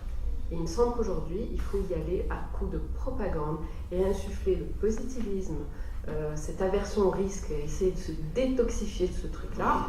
Maintenant, j'entends aussi ce que dit M. Morachi. C'est sûr que quand autour de nous, les entreprises tombent comme des mouches, la précarité, etc., donc, il n'y a qu'une façon, c'est multiplier les bons exemples et pouvoir les médiatiser au maximum et redonner cette envie et cet espoir. Parce que je crois que n'importe qui rêve d'avoir sa propre entreprise. Enfin, j'arrive pas à croire que ce soit dévalorisant, c'est impossible, créer sa richesse soi-même. Moi, c'est ma seule solution, insuffler ça. Et après, bien sûr, il y a des moyens, des mécanismes peut-être plus, on va dire, pragmatiques, à savoir des programmes. Et ça, on a essayé, des programmes, on donne un capital de départ, on a un accompagnement. On a l'appel, la Banque mondiale, ils sont tous là pour financer. Et moi, j'ai rencontré 3-4 bailleurs de fonds récemment, ils sont tous prêts à financer des programmes d'entrepreneuriat. Donc c'est pas ça le problème, je crois que c'est à ce niveau-là que ça se passe. Donc voilà, ça c'est pour la réponse.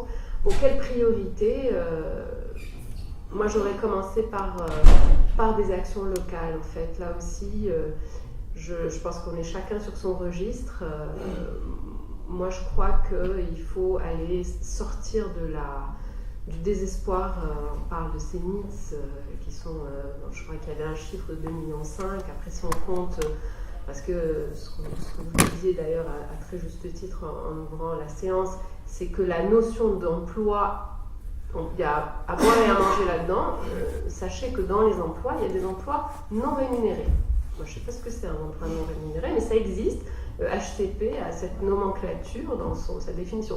Donc, sincèrement, quand on nettoie tout, il y en a beaucoup plus, des mythes, c'est-à-dire des personnes qui sont complètement dans une situation fragile et précaire. Donc, moi, je crois qu'il faut agir au niveau local, dans les quartiers, là où ça chauffe, et pouvoir tester des trucs, il y a plein d'idées de programmes, il faut les tester, leur donner la chance. On discutait aussi en début de séance en disant qu'on ne va jamais jusqu'au bout, qu'on n'évalue pas. Moi, je crois qu'on a besoin d'avoir une masse critique, d'essayer un certain nombre d'initiatives et de leur donner la chance de réussir. Donc je crois qu'il est temps, j'aime bien la logique bottom-up, avoir aussi une approche bottom-up dans cette création d'emplois et ne pas imaginer des programmes à Rabat ou à Casa, parce que ça ne veut rien dire, il faut aller sur le terrain voir ce qui se passe. Voilà. Merci pour la question. En fait, les deux questions sont liées. Le problème, ce n'est pas protéger l'entrepreneur, c'est lui donner goût au risque, effectivement. Et il ne faut pas que le coût de ce risque soit trop élevé. Aujourd'hui, les entreprises ne sont pas dans une situation de bonne compétitivité, parce qu'on a un système qui ne l'est pas. Donc il faut rétablir la compétitivité des entreprises. J'ai parlé du coût du travail, mais il y a beaucoup d'autres éléments sur lesquels on doit intervenir. Et en fait, ce que je demande, ce n'est pas forcément de la flexisécurité dans le sens où vous l'imaginez. Ce que je dis, c'est que d'abord, il faudra probablement des conventions par branche, parce que les métiers vont tous évoluer. On va être obligé, dans certains cas, d'abandonner des métiers et on va en créer d'autres. Et quand on va créer de nouveaux métiers, on n'est pas sûr du tout du temps pendant lequel cela va exister. Et ça va être généralisé. C'est vrai pour tout le monde. C'est un problème qui est mondial. Ce n'est pas un problème qui est spécifique au Maroc, hein, la question que vous posez par rapport à la flexisexualité. Donc, en fait, la réponse, ce n'est pas indemniser davantage, c'est offrir la possibilité de se reconvertir. C'est-à-dire que comme on va avoir de nouveaux métiers, on doit plutôt améliorer les systèmes de formation en alternance, des formations supplémentaires qu'on aura. Dans la vie, on aura probablement plusieurs métiers, on n'aura pas un seul métier. Donc ça, c'est s'inscrire dans une prospective. Je ne peux pas dire par rapport à mes employés, est-ce que je suis prêt à leur payer davantage pour qu'ils puissent avoir droit à une prestation de chômage. Je dirais, moi, de toute façon, ce que je veux, c'est créer davantage d'emplois et non pas créer forcément davantage de sécurité. La sécurité, elle viendra du fait que le marché de l'emploi sera beaucoup plus actif. Donc, on doit y arriver, ça va venir progressivement. Donc, je dis d'abord, on va commencer par des accords de branche, puis on ira, lorsqu'on aura une société qui créera suffisamment d'emplois, on n'aura pas besoin forcément d'indemniser quelqu'un pour qu'il change d'emploi, parce que tout simplement il va pouvoir se reloger ailleurs, enfin se reloger en termes de, ils ont retrouvé un autre emploi. Mais si on prend la logique effectivement qui est celle du siècle passé, qui est jusqu'à présent en vigueur au Maroc, effectivement, ça va être plutôt ça le problème. Si vous allez dans les pays qui sont les plus dynamiques, la protection est peut-être moins bonne, mais il y a significativement plus d'emplois. Il ne faut pas aller non plus dans l'excès justement de la précarité, tel qu'il est perçu en tout cas aux États-Unis ou en Chine, certes, donc il faut trouver un juste équilibre. Mais en tout cas, c'est quelque chose qui doit devenir progressif. On ne peut pas aller d'un système hyper protégé comme celui qu'on a aujourd'hui en disant voilà, on va remplacer les indemnités de licenciement par une augmentation des charges patronales, parce que disons la première priorité, c'est comme vous l'avez dit, redonner goût à l'entreprise, redonner goût à l'entrepreneur. Pour qu'on ait des entrepreneurs, il faut que la perception du gain redevienne palpable. Si on se dit voilà, le gars il entreprend parce qu'il est fou, bah, il ne va pas le faire. Et d'ailleurs, je regrette que 350 000 de nos concitoyens entreprennent dehors. Ils font des start-up. Pourquoi est-ce qu'on ne fait pas des start-up ici? C'est complètement aberrant. C'est-à-dire que normalement, le monde est ouvert de ce point de vue-là. Donc on a des dispositions qui nous empêchent de le faire. Et les dispositions, c'est quoi? Elles sont réglementaires, mais c'est aussi la perspective de profit qui est insuffisante ici. Pourquoi est-ce qu'elle est insuffisante? Eh bien parce que pour dépasser ces contraintes, on paye trop d'argent, et puis de toutes les façons, les coûts sont trop élevés au Maroc. Ils sont juste trop élevés. Je vais donner des exemples. Comment faire baisser les coûts? Bon, bien sûr, on pourrait dévaluer la monnaie, mais on n'y arrive pas. On n'arrive pas à dévaluer la monnaie, bizarre. Mais on doit faire une évaluation intérieure. Je suis un micro-entrepreneur aux États-Unis.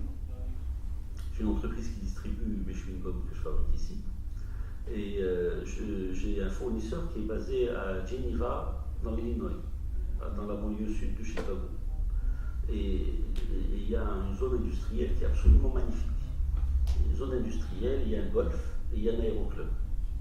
J'ai demandé quel était le prix du terrain. $50 le mètre carré. $50 le mètre carré. Il y a quelque chose qui va pas. Pourquoi nous au Maroc, si vous allez dans le pire des endroits, c'est plus cher que ça? Alors il y a quelque chose, pourquoi? Ben, c'est tout simplement parce qu'on ne laisse pas le marché s'exprimer. Parce que l'État intervient ou veut réguler des choses, il veut faire mieux que le marché, il n'y arrive pas. C'est comme si vous êtes boursicoteur. Vous allez faire mieux que le marché, il y en a 1 sur 1000 qui arrive. Vous suivez le marché, en général, ça tourne. On est trop intelligent au Maroc. On a des gens qui sont beaucoup trop intelligents, alors en termes. Voilà, donc pour pouvoir donner plus de sécurité à nos employés, nous avons besoin d'un système qui soit plus générateur de richesse, qui incite à la création de richesse. Et pour inciter à la création de richesse, on a besoin effectivement davantage d'exemples, davantage d'exemplarité, mais on doit avoir un système qui permet effectivement de gagner de l'argent. On ne doit pas avoir cette morale chrétienne qui n'est pas du tout la nôtre, dire que celui qui gagne de l'argent, il faut le combattre. Et par contre, on doit mettre les règles de concurrence qui soient équitables. À ce moment-là, il n'y a aucune raison pour que les 350 000 personnes qui sont allées entreprendre à l'étranger ne le fassent pas chez nous. Et déjà, on gagnerait tout de suite, parce que 350 000 multipliés par 5, ça nous règle le problème sur 5 ans. Voilà, si on pouvait les ramener. Si les compétences existent. Ils le font dehors. Et on doit pouvoir dire, parmi les compétences qui existent, c'est pouvoir amener les compétences de l'étranger. Il faut pouvoir le faire. C'est-à-dire qu'on nous pique nos compétences. J'étais hier avec la fédération de l'information, c'est l'APEDI, donc les nouvelles technologies. Ils disent, mais les gens, dès qu'ils sont formés, ils quittent le Maroc. Et nous, par contre, on veut embaucher quelqu'un, c'est la croix et la bannière. C'est-à-dire qu'on met des embûches là où il ne faut pas. Et c'est l'entreprise qui compte. Ce n'est pas l'employé qui compte, c'est l'entreprise. L'entreprise va avoir des dizaines d'employés. Et donc il faut effectivement éliminer les abus, mais il faut quand même inciter à la création de richesse. Quelqu'un d'autre? Pour la question des priorités, au fait, je vais donner des exemples pour dire si le gouvernement ou si certains départements ministériels devaient prendre cela en considération. Prenons le cas des Turcs. Les Turcs, c'est Abdel Keran qui a été recherché. On a dit venez, on va entreprendre ensemble parce qu'on a le même modèle. D'accord? Ils sont allés plus loin. Ils sont venus, ils ont créé d'abord un réseau de distribution qui s'appelle BIM. BIM, aujourd'hui, ils ouvrent à une vitesse entre 5 à 10 locaux par mois. Je pense qu'aujourd'hui, ils doivent être à peu près à 200 points de vente. D'accord? Les produits qu'on trouve chez eux sont des produits fabriqués par des industriels turcs et qui sont subventionnés par l'État turc. Aujourd'hui, la même chose qui est faite pour BIM est faite par une marque d'habillement, De Facto, qui ouvre un peu partout, au vu au sud de l'administration marocaine et qui sont même aidés, l'électroménager, etc., etc. Il y a une vingtaine de franchises qui sont en train de s'installer au Maroc. Alors nous, nos franchises marocaines, prenons le cas d'Omarwa par exemple, qui est un industriel et qui a un réseau de distribution. Posez-lui la question, vous allez vous rendre compte qu'il n'est pas aidé. Pourtant, dans le cadre du ministère du Commerce et de l'Industrie, il y a une subvention qui est faite pour les enseignes et la création des marques et des franchises nationales. Alors, si on devait avoir une priorité, c'est de dire au gouvernement de nous donner des fiches. Quels sont les nombres de franchises que nous allons créer dans les 10 années à venir au niveau national? Quand on dit une laiterie, on n'a pas fait une franchise. Un jour, j'avais dit, par anecdote, à Sidris on était dans les 4e assises du CNGA, Conseil national de la jeunesse et de l'avenir, où on parlait déjà de ces sujets-là. Je lui ai dit, pourquoi vous arrêtez un jeune qui vend des cigarettes au détail? Si j'ai voulu ici, j'ai pourquoi? Parce que les Marocains n'ont pas les moyens d'acheter un paquet de cigarettes. Donc si l'autre il le vend au détail, donnons-lui une autorisation. Et ça fait un métier créé dans tous les carrefours. Et ce sont des agents qui sécurisent, etc. C'est-à-dire qu'on peut aller trop loin dans la réflexion. Je ferme la parenthèse. Je ne dis pas qu'il faut vendre les cigarettes, moi j'ai arrêté de fumer. Donc c'est qu'on a plein de métiers qu'on n'a pas cherché à franchiser et les rendre duplicables. Quand on va en Europe, au Canada, moi j'étais voir leur système. Au Canada, ils donnent 250 000 dirhams de prime à la création d'entreprise. C'est donation, c'est même pas un crédit. c'est une donation. En France, il y a plein de budgets de gens 5 000, 10 000, 20 000 euros qui sont des donations à la création d'entreprises. Ça donne envie d'entreprendre. Au Maroc, allez prendre un auto-entrepreneur, au bout d'un an de fonctionnement, on peut lui donner un petit crédit de 20 000 dirhams. Alors la priorité, moi je dirais, il faudrait qu'on revoie notre système bancaire. Le monopole du système bancaire aujourd'hui qui est au Maroc, il faut l'arrêter. Aujourd'hui, on donne à une banque privée qui peut financer les porteurs de projets. Parce que les autres banques font semblant, mais ils ne veulent pas. Alors, si on ne leur donne pas les finances, si on ne leur donne pas les locaux, si on ne leur donne pas l'organisation des métiers, si on ne leur donne pas la possibilité d'avoir des métiers modernisés, comment vous voulez qu'on puisse leur donner envie d'entreprendre? Moi, je parle des TPE toujours. Je ne parle pas des entreprises structurées, organisées. Je parle des petites TPE qui emploient 2, 3, 4 personnes.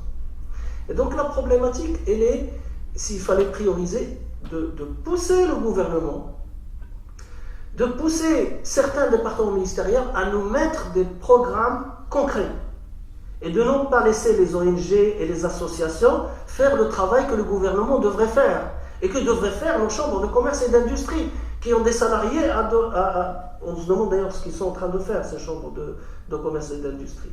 Aujourd'hui, la SOGEM, elle est sur le terrain, on le voit, mais tout ça, c'est beaucoup de gaspillage et beaucoup de déperdition. Merci. On tourne, on revient toujours à l'État. Oui. Bonjour, je suis Kinza Nice, je suis entrepreneur, ex-startupper, maintenant je ne suis plus. Je crée du propagande, éventuellement, si vous êtes intéressé, j'y reviens. Je voudrais d'abord interagir avec M. Kitani. Vous avez posé la question de savoir pourquoi on n'a pas créé des franchises et pourquoi on n'a pas financé des franchises. Pourquoi les banques ne le font pas? Et bien tout simplement parce qu'il y a une règle d'ordre sur le marché de la finance au Maroc, c'est ne jamais financer des business où il y a du cash, où il n'y a que du cash, où c'est pas traçable. Parce que, pour plusieurs raisons, parce que c'est pas traçable, et parce qu'il y a eu des cas où ils ont perdu beaucoup d'argent, et aussi parce que les financeurs de ces banques sont étrangers. Et donc, ils ont des comptes à rendre. Voilà. Donc ça, clairement, quand on pose la question, c'est ça. Aussi, j'ai travaillé dans le secteur du capital investissement avant, donc je connais très bien la question. Donc c'est ça la question, c'est que clairement, d'abord on ne fait pas confiance, ensuite on ne veut pas et on ne financera pas des business où il n'y a que du cash. Donc tout ce qui est franchise d'alimentaire, de retail, etc., Marwa, et ben du coup ça se fait pas. Voilà pour répondre. Sinon je me suis beaucoup identifiée à tout ce que vous avez dit et merci pour votre militantisme. Alors par rapport, je vais surtout réagir en fait à ce que vous dites, je n'ai pas vraiment de questions. Par rapport à ce que vous proposez, donc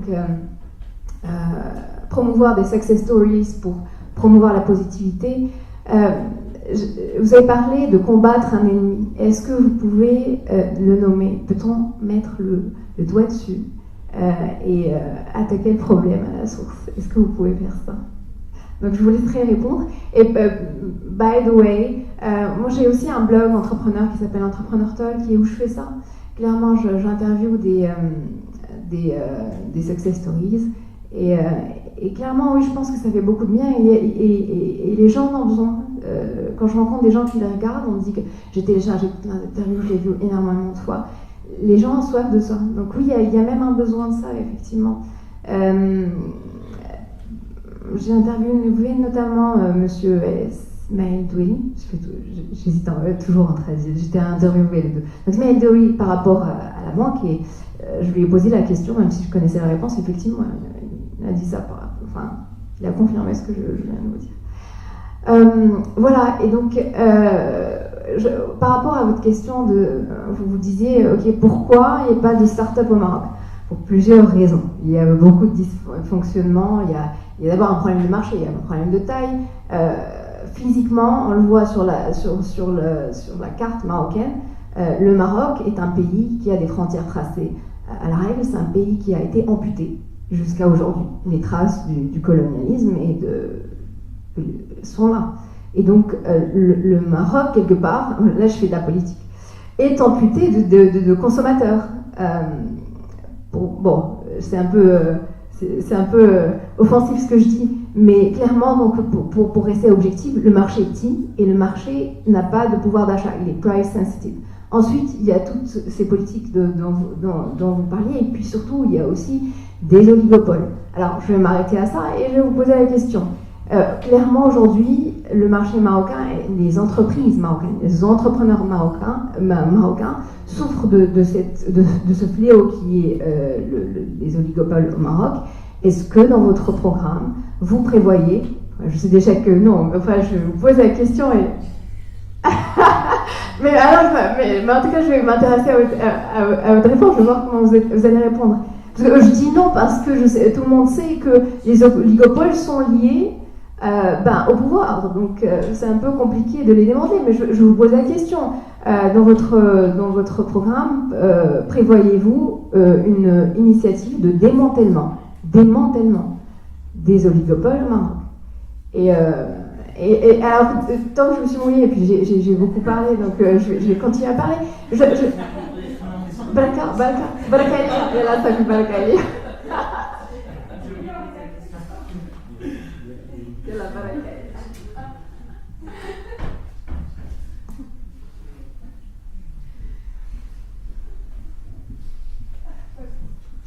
Bonjour, j'ai une question pour le ticket Mme Assia Ayouch et M. Hakim Rakchi, particulièrement Mme Ayouch. Je travaille pour le gouvernement pour l'emploi des jeunes. Et nous avons une problématique concrète chez les jeunes, c'est que nous avons des centaines de milliers de CV secs qui tournent. Qu'est-ce qu'un CV sec? C'est un CV avec une formation à l'OFPT ou en faculté, mais avec aucune expérience. Le constat est que nous avons un véritable goulot sur les stages. Les jeunes ne trouvent pas de stage. Donc on voudrait savoir dans quelle mesure si le gouvernement et la CGM peuvent travailler sous votre présidence éventuelle. Est-ce que la CGM est prête à, dans la dynamique de la RSE, du bénévolat d'entreprise, de mettre en place une dynamique pour inciter les chefs d'entreprise et les DRH à s'engager sur des taux de stage à définir selon des critères pour augmenter les capacités de stage des entreprises dans la perspective de baisser la pression sociale dans le pays qui viennent des jeunes qui sont dans une situation d'exclusion professionnelle et pour les aider à mettre un pied dans l'étrier sans engagement de recrutement, mais juste dans l'objectif de stage rémunéré à un cadre.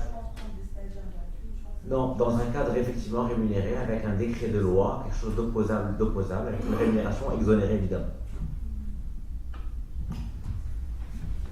Alors, oui, il est évident que si on veut avoir une économie plus efficiente, on doit avoir un système de surveillance du marché qui prévoit effectivement des règles de concurrence efficientes. Maintenant, il y a des monopoles qui sont des monopoles stratégiques. Il n'y a aucune raison d'avoir des monopoles inutiles. C'est-à-dire, moi, ce que je constate, c'est que les entreprises qui sont liées au pouvoir se sont souvent désintéressées des secteurs où elles s'étaient engagées. Et donc on a pu voir par exemple des entreprises comme, pour citer les choses clairement, la Cosumar être vendue, le Sieur être vendu, Centrale laitière donc a été vendue. Donc voilà, il n'est pas obligé, il n'est pas obligatoire de voir des intérêts privés liés à l'État garder des situations de monopole. Donc de ce point de vue-là, je suis plutôt confiant. Je suis plus inquiet par rapport au monopole d'État, sur lequel il y a des positions qui sont trop rigides et qui empêchent certains développements. Bon, par exemple, au niveau des startups, évidemment, la NRT pose problème. C'est une agence de régulation, mais elle n'ouvre pas suffisamment les marchés, et donc les règles liées à l'office d'échange, ça nous pose problème. Donc ce n'est pas tout à fait un monopole, mais c'est pas un monopole marchand, mais il y a certaines dispositions qui empêchent effectivement le marché de s'exprimer. Par exemple, le contrôle d'échange fait que le coût du capital, ou plutôt le patrimoine, est surévalué au Maroc, parce qu'il n'y a pas de marché des capitaux. Je suis plus inquiet, par exemple, par rapport à la distribution d'électricité, l'ONE, et donc l'incapacité que nous avons d'ouvrir le marché de l'énergie. Ça me pose problème par rapport à la compétitivité. Bon, c'est des choses qui seront intégrées au fur et à mesure. C'est-à-dire, on ne peut pas venir du jour au lendemain dire je veux ça et ça et ça et ça et ça en même temps. Mais je crois sincèrement que les gens qui sont au pouvoir, c'est des gens qui veulent le bien du pays. Bon, il faudra la personne qui soit à la tête de la CGM aussi, donc ça marche. Donc ça, c'est un premier point. Par rapport à la question que tu as posée, Si Mohamed, bon, on a un vrai problème dans le système d'éducation, c'est que les gens sont formés comme s'ils étaient des extraterrestres. Donc il y a à mettre en place des dispositions pour les amener au monde réel, pour qu'ils puissent intégrer effectivement les entreprises de façon systématique. Tes enfants sont encore un peu jeunes, mes enfants ont grandi. Il y a quelques années, ils étaient allés dans les entreprises faire des stages lorsqu'ils avaient 13 ans, 14 ans. Ils faisaient des stages d'une semaine. Ça leur permet de toucher certaines réalités. L'enseignement qui est donné est trop souvent hyper théorique. Hyper théorique dans le sens où il n'a pas de prise avec la réalité. Et on a des déficiences qui sont ahurissantes. On m'a donné quelques statistiques par rapport à l'incapacité des enseignants à transmettre le savoir. Tout simplement parce qu'eux-mêmes n'en ont pas. Comment est-ce que vous voulez transmettre le savoir si vous n'en avez pas? C'est-à-dire, si vous êtes un prof de français qui ne parle pas français, il n'y a aucune chance que vous enseignez le français. Et avec quelques vidéos virales comme cela, moi je vais prendre quelqu'un qui me dit je lui parle, il ne sait pas de quoi je parle. Mais oui, tu as raison, il faut qu'on incite les jeunes à un niveau déjà qui est relativement bas, c'est-à-dire ceux qui sont très mal formés, il faut d'autres dispositifs. Ceux qui sont en cours de formation, il faut déjà essayer de les rattraper. Et donc, notamment, ouvrir les entreprises aux jeunes qui ont 13 ans, 14 ans, pour qu'ils passent 3 jours dans une entreprise ou une semaine dans une entreprise. C'est déjà les confronter à une réalité et leur permettre de savoir, disons, qu'est-ce qui se passe vraiment dans la vie de tous les jours. Donc oui, tu as tout à fait raison, on ira avec toi dans ce sens-là, mais y aller également dans le sens... Alors, il faut prendre en compte les réalités également des élèves que nous allons devoir intégrer. Hein, c'est-à-dire, plus ils sont jeunes, moins c'est compliqué. Plus ils sont âgés, plus c'est troublé.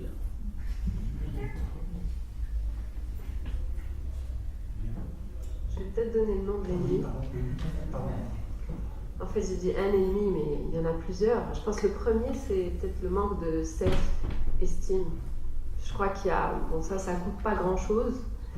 Avant de pouvoir s'attaquer à tous les autres, et notamment le mal, je suis désolée de revenir au système éducatif, parce que c'est quand même l'ennemi public numéro 1. Et je crois que juste travailler sur l'estime de soi, faire en sorte que... reconstruire un petit peu, moi je reprends le cas des programmes sur lesquels on travaille dans la Fondation Valiance. Un premier niveau, c'est de redonner confiance à ces jeunes, de leur faire toucher du doigt leurs compétences. Ils en ont forcément, tout être vivant a des compétences, et pouvoir se reconnecter à ça, c'est déjà un premier. Donc l'ennemi, c'est se dire je suis rien, je sais rien faire, et voilà. Donc moi c'est... Mais je pense que c'est l'organisation de c'est manque d'un leadership vraiment qui va inciter une transformation, imposer quelque chose. La communication. Il y a un autre fait. Enfin, on pourrait en parler pendant des heures. Et le sport est un levier. Il y a quelques pays, notamment en Afrique, qui ont utilisé le sport comme un moyen de véhiculer des valeurs et de redonner, on va dire, un canal de réinsertion à certains jeunes. Moi, j'y crois beaucoup. Enfin, il y a vraiment plusieurs choses qui pourraient être testées. C'est pour ça que je dis à un moment, il faut prendre un quartier, essayer des choses dans plein d'endroits et voir ce que ça donne. Je ne crois pas qu'il y a une réponse qui existe dans un laboratoire. Franchement, ça, je n'y crois pas du tout. Il faut essayer et voir ce qui marche. Et bonsoir, je m'invite au débat, mais à la fin, juste pour répondre à votre question par courtoisie. En fait, vous avez forcément posé une question de fond. qui est une question qui est adressée par les chefs d'entreprise, parce que les chefs d'entreprise ont une vraie problématique pour trouver des ressources en adéquation avec ce qu'ils cherchent. Et c'est un vrai problème quand on voit que les entreprises qui cherchent à se digitaliser, à innover, à évoluer vers de nouveaux métiers, à intégrer de nouveaux métiers, qu'elles mettent un temps fou à pouvoir trouver, et qu'ensuite le taux de chance de pouvoir trouver les bonnes ressources est extrêmement rare, alors qu'on est sur un marché de l'emploi qui est tendu par rapport à ce type de ressources, et qu'à côté de ça, on a pléthore de jeunes étudiants diplômés. Je pense que parmi les mesures auxquelles on a commencé à réfléchir aussi dans le programme avec Hakim Marakchi et l'équipe, il y a des choses qui commencent à être faites et qui sont plutôt de l'initiative individuelle de certains chefs d'entreprise. Je vais vous donner un exemple, les contrats de formation en alternance. Contrats de formation en alternance, c'est l'initiative. Il y a quelques entreprises, il y a WFSLF, il y a des entreprises comme ça qui nous en parlent et qui nous disent que ça marche. Maintenant, il n'y a aucun cadre réglementaire pour ça. Et il n'y a aucune mesure et aucun dispositif pour inciter. Et clairement, si on veut qu'il y ait des passerelles et quelque part que les étudiants qui sortent soient davantage connectés avec la réalité, ne serait-ce qu'avec la réalité de l'entreprise. Je ne parle même pas d'avoir des promotions dont les compétences et la formation correspondent à ce qu'on cherche. Au moins qu'ils soient connectés, qu'ils comprennent, etc. Il va falloir qu'on aille vers ce type de mesures. Aujourd'hui, il n'y a pas de diplôme, il n'y a pas de formation qui en a en alternance, par exemple. Vous pouvez faire vos études en 3, 4 ans, 5 ans, mais vous le faites en alternance entre le monde de l'entreprise. Ça, effectivement, c'est notre devoir et notre ressort, nous, en tant que CGEM, d'aller militer pour ce type de mesures concrètes. Je pense que la deuxième chose, et hier on discutait avec les gens de la PEBI que citait Hakim Marakchi, c'est absolument flagrant le besoin en ressources et en compétences, hormis le fait qu'il y a la fuite des cerveaux, etc. Et quand on discute avec eux, ils nous disent qu'il faut former. Donc forcément, c'est un deuxième axe aussi extrêmement concret qui est de faire en sorte aussi que, et on a envisagé des choses par rapport à cela au niveau du programme, qui est de faciliter l'expression des besoins ou des typologies de besoins. Pas de créer un marketplace avec des besoins en recrutement, il ne s'agit pas de nous transformer en recruteurs pour les entreprises, mais davantage que nous, on soit le porte-parole des entreprises par rapport aux besoins, aux typologies de besoins, et de faire en sorte que les administrations ou les entités administratives avec lesquelles on va travailler dans des plateformes mixtes puissent elles-mêmes inciter ou orienter la nature des programmes qui sont dispensés dans certaines universités ou certaines écoles. On a vu ça à un moment donné, quand il a fallu reconvertir à l'approche de l'an 2000, quand il a fallu reconvertir un certain nombre de diplômés en philosophie ou des choses comme ça, au métier de l'IT, parce qu'on savait qu'on allait arriver dans une phase pendant une dizaine d'années, ça a porté ses fruits. On ne peut pas dire que ça n'a pas porté ses fruits. La preuve, tous les métiers de l'offshoring ont pu aussi se développer grâce à cette politique-là. Donc, il faut qu'on soit aussi dans ce sens-là incitateur par rapport aux politiques de formation, et puis en même temps trouver toutes les passerelles possibles et travailler dans ce sens-là entre le monde de l'université, le monde des écoles et le monde des entreprises. Ça fait partie des choses sur lesquelles, qui sont très, très concrètes, et c'est un vrai drame. C'est un drame d'avoir autant d'étudiants qui, quand vous voyez le nombre d'étudiants qui sortent sur le marché de l'emploi et ceux qui réellement trouvent un emploi, et un emploi pas précaire mais un emploi durable, c'est dramatique. Et quand vous voyez les entreprises et la pénurie, la difficulté à recruter, c'est absolument lamentable. Certaines entreprises, certains patrons vous disent, quand vous discutez en off avec eux, ils vous disent carrément, moi j'ai carrément de freiner le développement d'un projet ou le développement d'un investissement important, parce que même si je dois galérer pour trouver les ressources, pour trouver même l'encadrement intermédiaire, vous avez aussi les problématiques d'encadrement, ça me dissuade.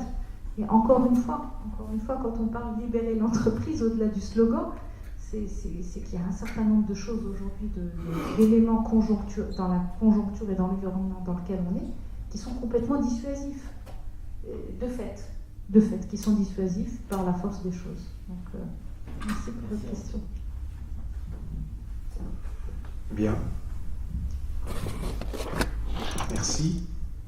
Merci à tous. La problématique reste entière, et encore, on voit qu'elle est à tous les niveaux. L'État est au centre de tout. Il n'empêche que là où ça se passe avec le plus d'acuité, avec le côté le plus dramatique, c'est là où encore ce soir on n'a pas forcément apporté de réponse. Là où on a des emplois non salariés, hein. Là on a des taux d'activité réels qui sont de l'ordre de 25%. C'est là où ça va se passer, parce que si là ça craque, ça emportera tout.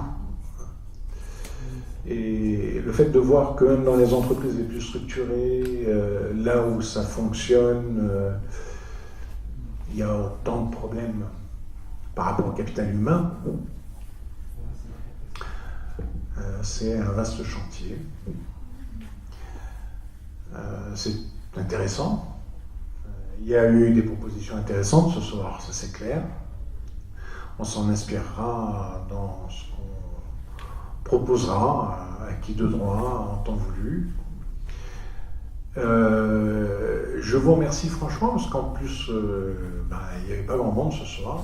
C'était pas prévu parce que tout le monde disait que non, on s'attendait à vraiment avoir beaucoup de monde étant donné les têtes d'affiche. Enfin voilà. Ah ben, mais alors là, bon, alors là, on était battus d'avant.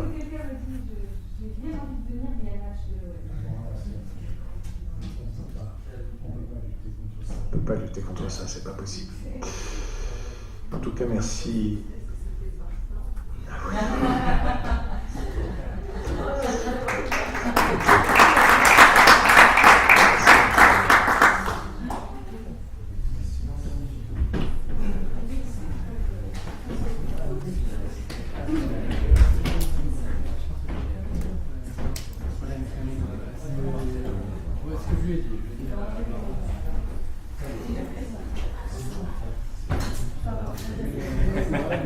Merci beaucoup.